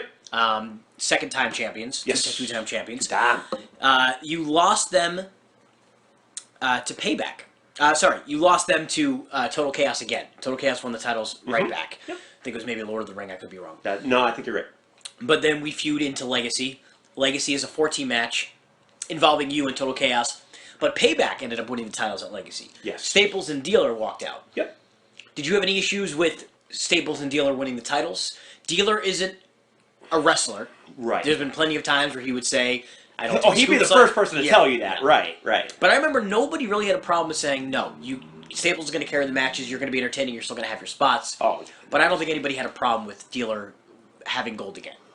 I think Dealer had more of a problem with winning it more than in terms of like he didn't think he deserved it or wanted to it. Yeah. I remember personally thinking it didn't make sense, and that jersey was pandering to Dealer or anything like that. Yeah, I didn't think anything like that. I mean, it could have been. I don't care. Regardless, you know what I mean? It's not that big of a deal. I thought storyline-wise it didn't make sense, but not. And that's not a knock on Payback as a team, because I thought they were fantastic. Yeah. But just storyline wise, I feel like it was out of the blue. But no issues. And now, before you ended going into your big feud with Payback, I don't want to say big feud, but it was Full Metal Jacket versus the Rocko family at Annihilation, 2008. You were not the team captain, but I'm a captain by default. And it came down to you and Rocko, because that's really where the storyline is. Yeah. I remember not only was the crowd really into the end. So glad you just said that, because I was just about to say that. But it was also you guys dressed up like each other. You and Kevin dressed up like each other. Those photos are so good. Kristen and Sage, Yep. Buck and Troy, things like that. So, I mean, that was really fun. Once again, my idea. Yes. I will say that if you get the right combination of people, like, 8-man tags, 10-man tags, sometimes it could be so damn fun. And that was one of those situations. The photos of like Kevin dressed up as me, but he has like a super soaker and like a snorkel. Yeah. Fucking hilarious. Yeah. Yeah, I think I've had people, more than one person dressed up as me, and I've dressed up as other people. It's just fun. It's a cheap solution to a feud. You know what I mean? Just go out there just as to make fun of them. You guys had a really great table match where you guys ended up reversing finishers over the table. And that was just because it's like, is the table going to break? What's going to happen? And it was really well pointed out. All right, so I hate to sound like a broken record. That spot was my idea. That's the name of this podcast. Yeah, right. Broken records. Yeah. It's funny you should mention that. I remember distinctly that match. We were at each other's throat beforehand. Mm-hmm. Like, we were just, for some reason, getting super frustrated with each other. Kevin is one of the nicest guys by default, but if he feels strongly about something, he's going to keep kind of pushing that. And I was getting kind of annoyed about certain situations. Rocko is one of the nicest fucking people ever, and he was kind of, like, frustrated about that. But it's kind of weird that it worked out because I think that match turned out great. Yeah. And going back to, like you said, the crowd reaction of Rocko and I, what was it, at Annihilation, it might be one of the loudest crowd reactions I've got to me getting pinned. Like, he got me. And, It wasn't a crossface? no, you might be right. To him winning. I think you're right. I think I did tap out. Yeah, I just remember being, like you said, the crowd being very receptive to that. And that's obviously the name of the game. That feels good. Good or bad, you know. So now we go into you and Payback trading the titles back and forth. Mm-hmm. You guys won the titles back in July. Okay. They won them in August at Apocalypse. You won them back in September Okay. for your fourth time. They won them back in October at Hellbound. This was going back and forth. You ended up winning them again in November. Okay. What had happened was we had the first ever anniversary show, and it was, I want to say, Rocko versus Captain versus Staples in a triple threat right before the anniversary show. Okay. Staples got hurt when him and Rocko did the double headbutts, and he hurt his hip. Yes. Oh, yeah, you hurt his hip pretty bad. Yeah. That's right. So now the titles had to be vacated. Yep. And now what was originally supposed to be, or maybe it was always supposed to be, but it was the best team ever. That's BTE. that's the way the match was, because the main event was best champion ever. You guys are best team ever. Yes. Asylum, Full Metal Jacket, and I think they added Total Chaos in there because there was no payback. Payback. Why not? Yeah. And you guys ended up winning the titles again. Then that was your fifth time as champions. Jeez. I mean, it's funny. You know, people, 6-time champs. You know, besides FO, I think we're one of the people that have it the most or whatnot. Yep. But yeah, if it wasn't for that feud with Payback, I'd probably be a 2-time champ, or like a 3-time champ. But yeah, people get hurt. Sometimes you just gotta, throw the people a curveball. You know what I mean? You gotta roll with the punches. And, lucky for me, I didn't have to come up with feuds. I'd come up with ideas for stories. But, if someone got hurt, that sucks, but it's not up to me to figure out how to fix that. That was up to either you or, whoever was booking. So, I would work with, it's almost like you guys would give us a puzzle piece and we'd have to figure it out type of situation. So, yeah, I mean, Total Chaos went in instead, and no complaints about working them ever. Any thoughts about the match at X? Do you remember? No, man. It's so funny. It's 10 years ago. So. Yeah, and that's the thing. Is like it's so funny. Is like there's certain matches and situations I remember vividly, and there's certain matches. Not to say that they're anything, that they weren't memorable. It's just it's a lot of matches to get thrown in, and it isn't like Uncle Rico living my glory days watching old WAW matches all the time. So I'll pop in some every once in a while. But yeah. I do remember being pretty intimidated that it was like the 10-year anniversary. Yeah. Because they were saying it was bigger than Legacy at the time. Yeah, exactly. Like, we were making a huge deal out of it. So, I mean, I remember kind of being intimidated in that, respect. But I'm sure the match was okay. You won Match of the Year. Team match. Oh, there you go! All right. Now, you had a very short feud with Sideshow. This was you and Rob Vituli, or PT Jester. Yes. And Enigma. Yes. Any thoughts about that feud or the match? Yes. It was the first time I had ever fought somebody perceived to be from the indies or trained that wasn't so... It was kind of intimidating in that respect. Mike... not Jester, the other one. Enigma, thank you. Mike, it's weird that I know his real name, but not his wrestling name. He was a chill guy. He seemed very lax. Vituli. Rob was more... proactive in terms of what he thought should and shouldn't work. I remember, like I said, being intimidated because, they had matches in the indies or whatnot, but they were super easy to work with. They put us over, obviously, credit to them, and I do remember forcing Rob Vituli to give me curb stomps more than once, because they're just fun to take and they look brutal. But yeah, not much else other than that. I kind of remember, and this might be selective, I was under the impression that they thought they were going to win the titles from you guys. I don't know if that was something that they were told, but I remember being vehemently against that, thinking that, at that point the titles have changed so many times that year alone.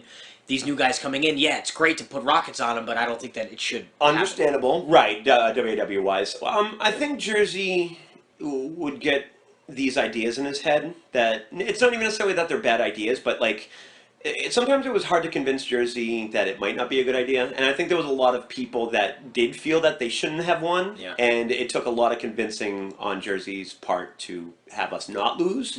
Here's the thing: if they would have stuck around, fine, but they didn't really. You know what I mean? They did, but Vituli more than anything. Yes, more than Mike. But it's one of those situations where I don't think they felt as strongly about WW, obviously, as Moops and I did. You know what I mean? We had been there forever, or a long time at that point. And, to them, it's just, another wrestling show type of thing. And I'm not saying, we wouldn't have put them over. I would have. I wouldn't have any issue with that. But I probably was in the, camp of, I don't think they should win, but I'm not going to voice that. Were you there for the Kamikaze pitch? Do you remember that?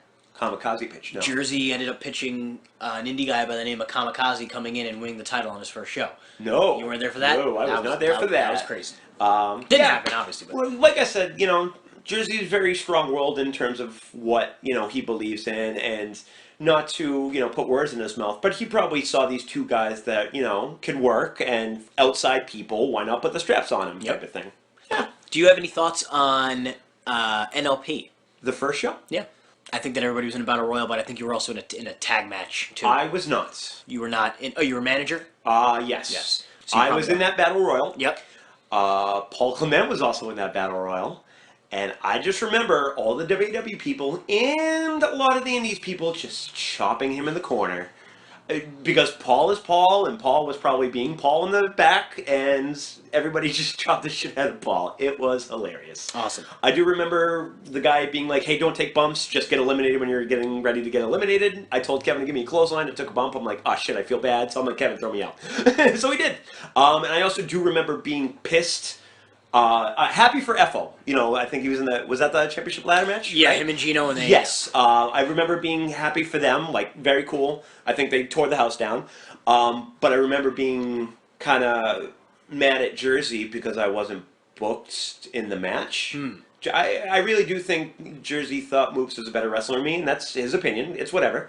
But I remember being pretty annoyed that I was a manager instead of being in the match. Kind of relieved because, outside show, I didn't know. Yeah. And I just remember being super inappropriate to the crowd because it was in Roxbury, like Massachusetts, and I wore a bullseye on my chest. Yeah. Yeah, so I was making jokes like that. And it's funny because I was watching the news beforehand, and there was a news story that in Roxbury, the night before, they found decapitated body parts in a trash bag. Okay. Yeah. So I'm just thinking to myself, oh, awesome. I'm going to a Roxbury show with a bullseye on my chest. And, there's, decapitations and stuff. Now we're going into 2009, and this is the FMJ versus FO feud. Yeah. This is the World Series. Oh, where you guys killed us. Yeah. Oh, yeah. Didn't we beat you 4 times in a row? 4-0. Okay. So I don't know whose idea that was. And, I mean, it could have been fine if it were the other way around, too. But who has a best of 7 and loses 4 straight? I think that's awesome. Right. Thank you for putting us over, obviously, but nobody expects that. Especially, the third match. I'm assuming the 4th match was at a special. Yes. Alright. Who's going to expect that you guys are going to lose the 4th one? And that's perfect because that sets us up to put you guys over in the long run. You know what I mean? If we dominate you guys in the beginning and you guys have to, I'm pretty sure you guys had some internal struggle after that. Yeah, I remember you guys fighting for a little bit. That's just perfect story, you know what I mean? You come in, you kind of unprepared against the team champs. You guys aren't the sum of your parts yet, you know what I mean? You guys are just 2 singles guys put together as opposed to Moops and I who have been teaming up for a while at that point. So, to go from that to you guys figuring out how to beat us and then, us continuing with the feud or whatever, I thought that was great. So I believe we chose the World Series because it was going to prolong the feud. Make it last 4 months. Yes. To Legacy. Yes. we became number one contenders the same night that you guys defeated Sideshow. But when the idea was pitched about, well, what if we go all 4 straight? What do we do after? And that's when the idea of bringing back the team tournament in the beginning of the year kind of came about. Yes. But the 4 matches, if I remember correctly, Lumberjack capture the flag match, right? Yep. Team armed robbery. You had to steal the team's finish. finisher. Yep. Team top rope turbulence, You just had to hit a move from the top. which you won when you kind of Shawn Michaels laid on the top rope and then you slapped me. And then it culminated at Lord of the Ring in the first ever, maybe only ever, WWE Team Iron Man match. Yes, which I understand defeats the purpose of an Iron Man match. Who cares? Shut up, just go with it. I loved that match. Same. The match was great. I think there was an issue with timing in the end because Pete LeBrie Yep. said 5 minutes Twice. Yep. and then said 1 minute, and we had to just rush That's home. exactly what happened. We were like, oh shit. And it probably wasn't exactly 60 minutes anyway. 30. Sorry, it definitely was not 60 minutes. Dan Rather is nowhere near this place. No. But no, it was a situation where we had to rush through the end of our spots, but almost everything worked out great until it kind of got weird at the end. We had like a 4-person abdominal stretch, and for some reason, Moops grabbed Red Guy, which was not planned, and I don't know why he did it. Moops is Moops. Moops is Moops. But yeah, all things considered, I think it turned out pretty damn well. Yes. And then there was the team tournament, FF1. We beat Pumage and Carnage. I'm pretty sure we were calling him that even back then. And then JT and Psycho, and then we had the first ever medal match in history. Yep.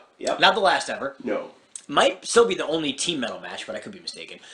Pretty much a ladder match, but only all medal weapons. Metal things were legal, yes. Tax, all that jazz. Best sounding match of all time. Oh my god, I forgot all about that. Was the cowbell or the bell or something like that? Well, there's 2 things. Yes, there was a cowbell, but also we used to use Sage's monitor camera to sometimes watch the shows, not just the tape. Yes. But the video ended, but the sound was still recorded, so we just listened to the match. Yes. But I just remember there was a period of time where like the crowd is super loud the entire time. Yeah. And then I thought it was a cowbell or something like that. Cowbell. Yeah. And then like the crowd just gets silent for like a split second. You hear the cowbell, and then the crowd goes nuts again. It just. You're right. It's the best sounding match of all time. Gotta have more cowbell. Absolutely.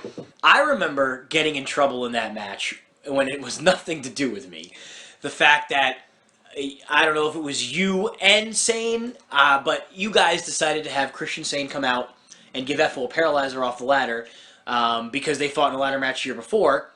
But it didn't make sense because Sane was in the main event, and it just didn't make sense. And I just remember Jersey being incredibly upset, and I took the brunt of it because you and Sane and Jeff and Moops and I don't know, you guys went to like Ring of Honor in New York or something. Yeah. And so I'm just like, yeah, I don't know what to say. I didn't even take the move. I had nothing to do with it. Yeah. But that was a good time. I think I remember. You know what? I'll fall on the sword on this one. I think that might have been my idea. But you guys, this was also kind of FM Sane / Dynasty. This you was guys pre-Dynasty era, You guys right? were helping each other out. You know what I honestly think it was? I was probably looking for an excuse to work with Sane in some capacity because I like Sane, like character-wise, wrestling-wise, everything. When he came in, like I said before, with him fighting Kevin and stuff like that, I've always had a respect for Kane too. Sane WWE-wise, so honestly, it probably was an excuse just to have him involved. You had a 3-way. It was you, Sane, and Rocko. I remember that came up in my research. I don't remember anything about the match, but... Yep. Yeah. I don't remember too much about that either, but I remember it being pretty decent. And the ROH New York show is a whole separate podcast worthy of a story. So was that Paul Clement driving? Oh my God, no. We took a bus. Oh. It involved passing out in a McDonald's, like a McDonald's. Drive-thru? No. Bathroom? No. It could have been a bathroom. Dining room? I just remember it could have just been the dining room. I just Yeah. remember a McDonald's guy thinking I was homeless because we had to pull an all-nighter. We missed our bus. And I remember we were smoking blunts in the middle of the street because it's like 4 a.m. Who cares? It's New York. It really is this, city that never sleeps. I saw rats fucking and I saw rats fighting. Or they could have been doing both at the same time. I'm not sure. I just remember that was a fucking hell of a night. Awesome. Yeah. Also, I remember getting Gruff. Is that the right? Gruff? Not McGruff. The crime dog? Yeah. I took a capsize off the apron through a ladder table, and I didn't sell it for as long as I should have because FO took a move right after, and I had to save the match. That was not your fault. I think we rushed through things, and yes, I think you got heat for that from like Jersey or something like that. But storyline, match put together wise, we should have waited it out. Yeah. I think that was one of my kind of bad habits. Is I would rush through spots instead of kind of selling the moment at times. Because I was a nervous wreck half the time because I'd want to make sure everything worked. You know what I mean? Mm-hmm. Like, I feel like I have the memory of the guy from Memento because, you know what I mean? Get the match over with before I can forget anything. And I think that might have been a victim of that. We just kind of went straight to that as opposed to selling the moment for a little bit. And I remember being nervous, really nervous about that bump. I do remember you being nervous about that bump, too. Going through a ladder table. And then there's people like Rocko. He's like, yeah, just do it. But... No, I mean to you. No, right. Well, okay. Yeah. Well, the one that Rocko took didn't come out as well as the one that I took. Oh my god. Well, it's funny because like I mean he's considerably heavier than you. Yeah. But like when he took it, his leg fell in the rung. Yeah. Like, it looked like he broke his leg because he like was hanging off after. It looked bad, but in a good way. Right. Yeah. Yours just looked the ladder broke, which is what we wanted. Yes. So now FF is team champions. We held it for a whole 2 weeks. Oh, man. After the 4 months feuding with you, dropped it to Buds and Suds, won him back at Annihilation. It was weird because that was the first point in time where we weren't involved with the titles for a period of time. As opposed to, you know what I mean? Like, even when we weren't involved directly in the feuds, we had something to do with it, like, or at least it was, like, just one feud where we weren't involved. I think this was the first start where it's just, like, we're not involved in team titles. Right. You guys were Team Dynasty. Yep. And you took on, I think maybe Team Kindred. I think Psycho was the captain at that point. Maybe JT? Insane. No, I think it was, JT was the captain, and I think... No, Sane was the captain, I'm sorry. I think, yeah. And I think it was Psycho. JT was captain at some point. At some point, yeah. But I'm pretty sure because this was Kindred versus... Man, I'm really trying to remember. I think you might be right. Yeah. Yeah. That was prime Dynasty time, I think. Dynasty was fantastic. Yeah, well, now we're here. Let's talk about that. Because the whole idea of if you're going to call yourselves a Dynasty, you're going to have all the titles. Yes. You have to. I mean, yeah. I mean, pretty asshole thing to do. And you guys were teaming up, like I said, FM saying you guys were helping each other for years at that point anyway. Yep. But now it was officially... you and FMJ were the team champions. Sane was going to be WWE champion. JT was handed the first ever pure championship. Which was great. And Moody was Vixen champion. Yes, and Billy was manager. Billy and president. Yeah. Oh yeah, and president. That's right. We were a fucking dynasty. That's it. Billy and I actually talked about that. This is like 5 years ago.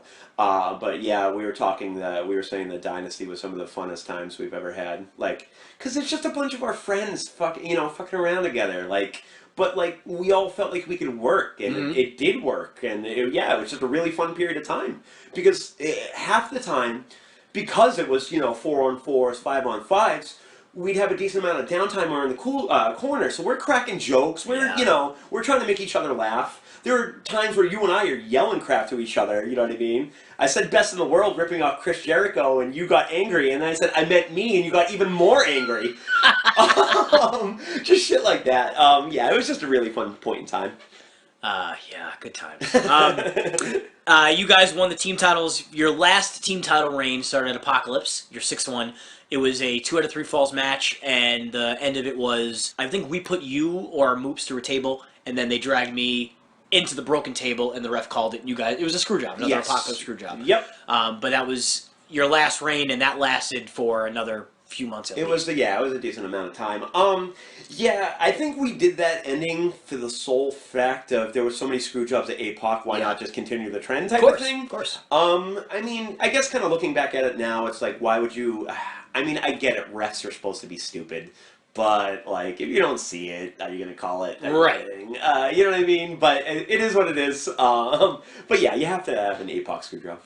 Hellbound was the Battlefield match. That went to a 30-minute time limit draw because it was double elimination, which means there had to be at least 7 eliminations in the match. It was 6. Yep. Do you remember anything about that match besides Adu? I was only going to mention Adu. I just remember him fucking straight disappearing through that breakthrough board. Yeah, that was great. No, I think that was one of the few times I got to work with Reyes. Yep. Or the first time I got to work with Reyes, he's obviously become, a much bigger deal in WW. But he was definitely green then, but fighting them was fun, and making jokes about FO's sister having a crush on a dude was hilarious. That's true. Maybe not the FO, but... Did you ever have any interactions with FO's sister? Or there was a lot of heels that would take advantage of the fact that she was in the crowd. Yeah. Are you asking because you legitimately don't remember, or are you... Oh, we haven't got there yet. Oh, okay. Right. Oh, yeah, I'm sorry. at that point in time, no. I didn't do anything, like, storyline-wise with FO's sister, but we'll obviously get to that. All right, so then you guys ended up losing the team titles at the second anniversary show. FMJ fought F-Off. Well, you got FMJ issued open challenge. F-Off, of course, answered because we were there. But the other team that answered, which was very apropos, was Payback, because they didn't get a chance to work you guys the year before. Yep, and I think that was the exact reason. Dealer and Staples came back, and I believe that Staples ended up beating you. I think you guys were the first team eliminated. Yes. So whether he beat you or Moops, you guys were just... It didn't matter, and I think that's the way we wanted to do it. Which was great. I think our time was up at that point in time, and it was the same thing when I lost the belt at APOC when I was champion. When the champion loses first, it's just an air of unpredictability. Right. You know there's going to be a new champion, except at APOC. But we'll get there too. Yes.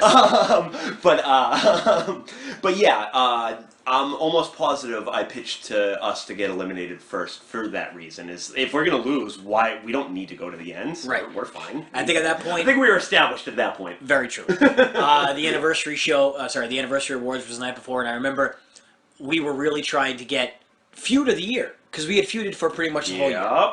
We didn't. We didn't. But we tied for best teams of the year. BTE. Yeah. Yeah, I really like that photo. It's a photo of all four of us, but I'm covering Moose' face with the award. So basically, it's a photo of just the three of us. Yes. We also won Team Hardcore match, I think, for the Legacy match. Yep. I was very, very, very happy that we tied. Yeah. Like I said, I obviously, Moops and I were definitely established at that point, obviously. It was, 6-time champs. But yeah, I thought it was perfect that we tied. The only thing that would have made it any better, or more perfecter, would be, if we would have got that too. Best feud. I mean, the award show was just a bunch of politicking anyway. Let's be honest, and I think that was one of the few I definitely politic for. Like, I thought we had a really good feud. And that's just proof that sometimes even the politicking doesn't work. Oh, absolutely. Jeez. So we move on to Doomsday. This is our final blow-off. Yeah. F-Off versus FMJ in the only team I quit match. Yep. Now we can talk about FO's sister, legally. And if I edit out the earlier part, it's going to sound really weird, wouldn't it? You know what? You should edit out the earlier part and just leave it up to interpretation. Fantastic. And just play it for Chris Tracy. Yes. So Sane, sometime earlier, had threatened FO's sister when they were feuding. Yes. I thought that was the coolest shit. Me being a Sane mark, obviously,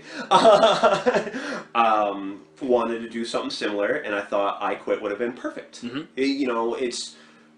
I don't have to do anything. I just need him to say the words "I quit." Right. So we did that. Nick was on camera. Yep. Nick missed the whole slap. So she had to do it again? Nope, she didn't. Oh. I wish she would have, but yeah. I was saying pretty awful things to the crowd and to her and to him. Something like, I'll cut this fucking bitch's head off type of thing. Effa goes like, fuck you. I go, oh, fuck me, everybody, huh? Like, I have, her by like the ponytail. Like, oh, you're saying fuck you to me right now? Yeah. I'm about to beat the shit out of your sister type of thing. Yep. But obviously did not work in our favor. She, if Nick would have got it on camera, she slapped me in the face and then kicked me in the balls. She definitely slapped me in the face, and she definitely kicked me in the balls. Well, hey, man, karma, you slapped a lot of people. Oh, absolutely. Oh my god, it was the same thing with Pyro's mom. I don't know if we'll get to that part either, but she also slapped me really hard in the fucking face. Wow, okay, oh, yeah. All right. But that's a later on story. But yeah, it ended pretty soon after that, I'm pretty sure. Yeah, so obviously, we grew up with Rock and Mankind I Quit match. Oh, of course. So, of course, people were in pain, but we're also trying to say the funniest things we can in the microphone. God, yes. And just, you want to give Dirty Dealer rim job, yeah. Yeah, you want the Jersey Devil to give Dirty Dealer. It was something that what like, it was? Yeah, I don't remember what it was. I want you to get, yes, yeah. I didn't think of anything to say pre-match, but I knew I was going to try and be as inappropriate as... Listen, if you're going to stick your microphone in my face, I'm going to say inappropriate things, typically. I believe that I lost the match maybe twice. Because you technically said it, like, yeah, I do kind of remember that. But I also remember trying to say, like, what kind of match is this? And you're like, it's a you quit match. I'm like, damn it! Trying to trick you. That's fantastic. And that's a great spot. It ended with, I believe, you quitting because you just wanted to end the team, and then you ended up just beating the hell out of Moops. Yes. Yeah. Storyline-wise, I don't know why I would have done that. You know what I mean? Like, I don't know, mindset-wise, like, oh, maybe I'm ready to move on. And probably in real life, we run our course. Yeah. Moops could be challenging to get to focus in terms of planning the matches at times. So, and we had teamed, like I said, 6-time champs, obviously. We were teaming up for a long time. Yeah. So At that point, it's about 5 years. So, I mean, I'm not even sure if it was one of those things that I would have pitched, but I knew, obviously around that time, I think the team had run its course. And there were other teams kind of emerging at that time anyway, so I thought the team division would have been fine. Yep. Now we go into Lord of the Ring, 2010. Yep. This is your next big singles push. Yes, sir. This is, I believe this is the Lord of the Ring where you get eliminated way earlier than you Oh, expected. yeah. Yep. So, I came out, I want to say like number 4. I was definitely early.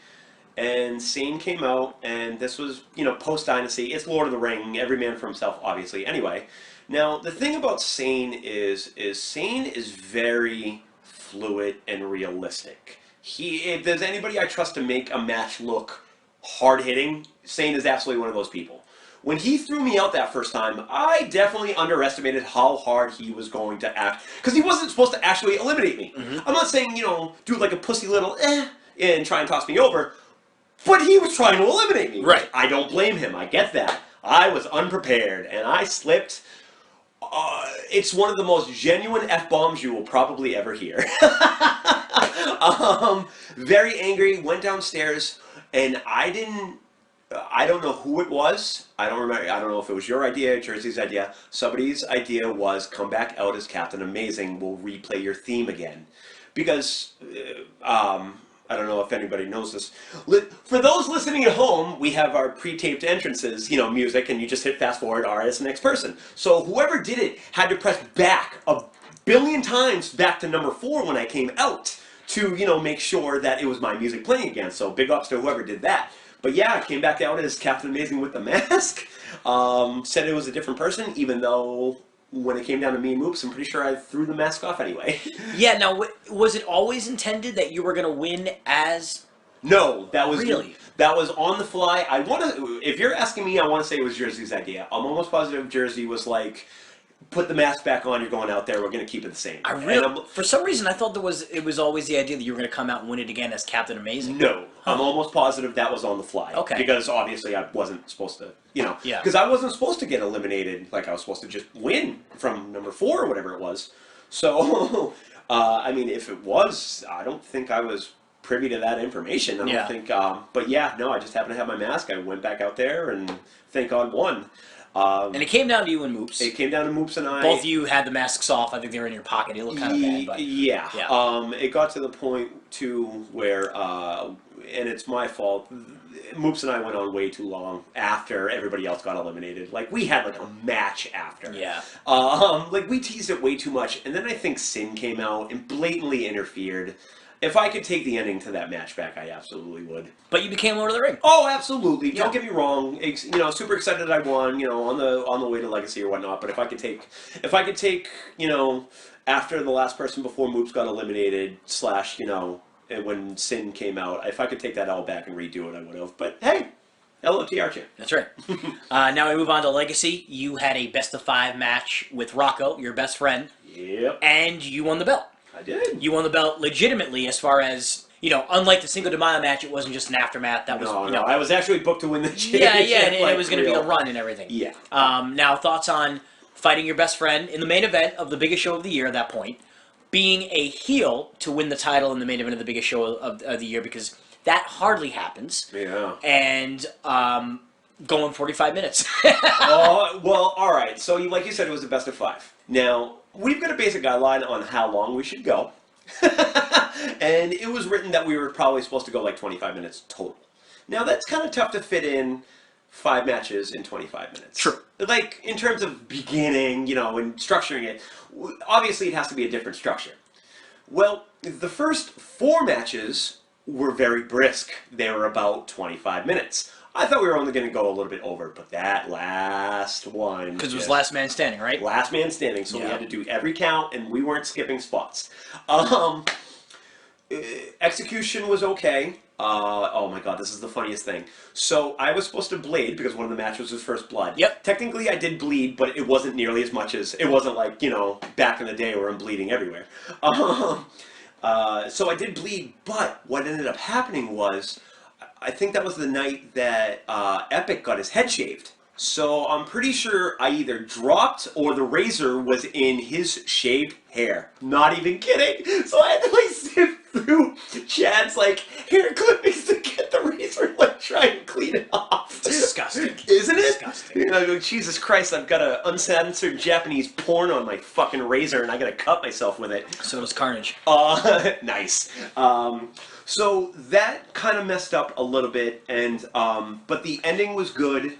I thought we told a really good story in terms of him looking like I'm gonna beat the shit out of him not giving up, him looking like he's gonna give up, tries one last ditch effort to get me, but I just won. Was it pinfall submission, First Blood, steel chair, last man standing? That sounds about right. I remember yeah, that sounds about right. The steel chair I remember just because I remember he put you in a crossface for the... Through it? Yeah, cool. Yeah, that was cool, yeah, I enjoy that. Rocko, always fun to work with. And he was retiring at that point. He was a kid. He was very, Rocko was in a long chain of people that retired, quotation marks, where, you know, he Rick Flated, he retired and came back. Right. Whatever. But at the time, yeah, he was looking, he was going, we embraced afterwards. It was a genuine kind of personal moment. Like, we were literally right next to the crowd. But it was, not to sound cliche, it seemed like nobody else was there for like a second, because we kind of had a, you know, like I said, personal moment or whatnot. But, like, I almost kind of feel bad because, yeah, I won the title. Rocko was over his shit. The crowd was receptive, but not... I wanted them to boo. You know what I mean? And the way it ended, it was more emotional than anything. Yeah. Which, and I get, it was weird, though. People didn't boo. It was almost like the crowd deflated. And I don't even mean that in a bad way. They just, Legacy is a long card as it is, and then we just went 45 minutes where, you know, I get it. It's almost like WrestleMania where you're there for 4+ hours, or now it's like 8 hours, but you know what I mean? People are tired at the end. Slash with the emotional nature, like I said, I understand why they were deflated. I just wish I would have gotten heat. Sure. That's just how I am. Sure. But yeah, we shared a moment. He came back whenever later, but that was the start of my title run. Do you want to talk about... Yep. I already know what you're talking about. The fact that you almost didn't main event Legacy? Oh, okay. No, what are we talking about? Oh, man, we getting personal. You can. Yeah. Rocko brought it up a little bit. Oh, did he? Yeah. No, that's fine. Yeah, I was going through some personal stuff. The reason why I didn't think all that shit was going down was because my ex and I broke up, and I was in a suicide ward for 3 weeks. I almost remember the exact date. It was, oh God, I'm trying to remember. It was like April 5th. I don't remember, but I was there for like 3 weeks, and there was, I was like dead to the world because I could only call certain people at certain times, so it isn't like I could, my work didn't know what was going on with me, let alone WAW. But yeah, it almost didn't happen, but it was a lot of emotion around that time. There is a story involving that situation that happened after Legacy that I'm not going to share. Okay. But yeah, it was a very, very, very emotional time in my life, both high and low. It went from very low to very high to very low again, but hey man, that's life, and I'm still here. Which I appreciate a lot. Hey man, love you too. Rocko claims that you made the decision to do the match the night before. Do you remember that? Was it that close? Was it right up to the button? Yeah. Mentally, I didn't think I was in it. Physically, I mean, obviously, I was fine. Yeah, man, I don't remember who the replacement was. I want to say it was like Sky or something. Very close. Rocko said it was Falcon. Oh, okay. That's Yeah, as close they're the as you same can- person. They are. Yeah, no. And I think he said they were going to have a last man standing match too. So, Oh, yeah. okay. But no, we drew out this whole thing. He was leaving. You know what I mean? I wanted to send him right. You know what I mean? Slash, WAW was not necessarily an escape, but a good outlet at times. You know what I Yeah. mean? Like it's, when you wrestle or sports entertain, it is an outlet for physically, mentally. It keeps your brain busy. So I'm glad I did it. But yeah, it was pretty down to the wire in terms of whether or not I was going to. I wouldn't say the day before, but it was within like 3 days. What story did you think I was going to ask you to talk about? Story. I actually thought you were going to mention the whole Smokey thing. I know that was later. Me hurting Smokey. Yeah, it is later. Yeah. Yeah. I don't know why I thought like that's where my first mind. No, went, that's fine. So now you're in the main event. You're the champion. Champion. Your first feud is Pyro. Yes, sir. Annihilation. Is this when Pyro's mom slaps you? Yes. This feud. So, credit to Pyro. Pyro does not care what you do to him. He's great like that. Pyro was the first person where I was the bigger man, like physically. Yeah. Like I gave him a sinner because he was managed by Sin at the time. Mm-hmm. I just remember planting him. It's gross. He just throws his legs over his body. He just does not care for his own well-being. I mean that in both a compliment and a detriment. But very fun. I fought Pyro also when Moody was managing him, but that must have been farther down the line. I have that farther down the line. Yeah. But yeah, no, fighting Pyro at that point in time, I think that was his first. It was my first run as big run as champ. No, I'm not counting Cinco de Mayo. And it was I'm pretty sure it was his first like #1 contendership situation too. So it was a lot of newness for everything. Like I said, Legacy was so draining. Rocko was gone. It was a new situation. I do remember. Oh my God! I felt it was one of the most times I've ever felt badass. Would you powerbomb him or something? Well, that too. No. Oh yeah, he let me do power moves that I literally can't do to anybody else. Right. I beat him up, and then Sin came out, and then I beat him up. You beat Sin up? Yes, because like I said, he was managing him. And I cut a promo against Pyro. Pyro came out. I was going against somebody else. Pyro came out to save that person. I beat up Pyro. Cut a promo on Pyro. Sin comes out. I beat him up. And then Moops ended up coming back at that point in time, and Moops got the better of me. But up until that point in time, I love that promo. It was one of the most badass, I've ever felt. But yeah, fighting Pyro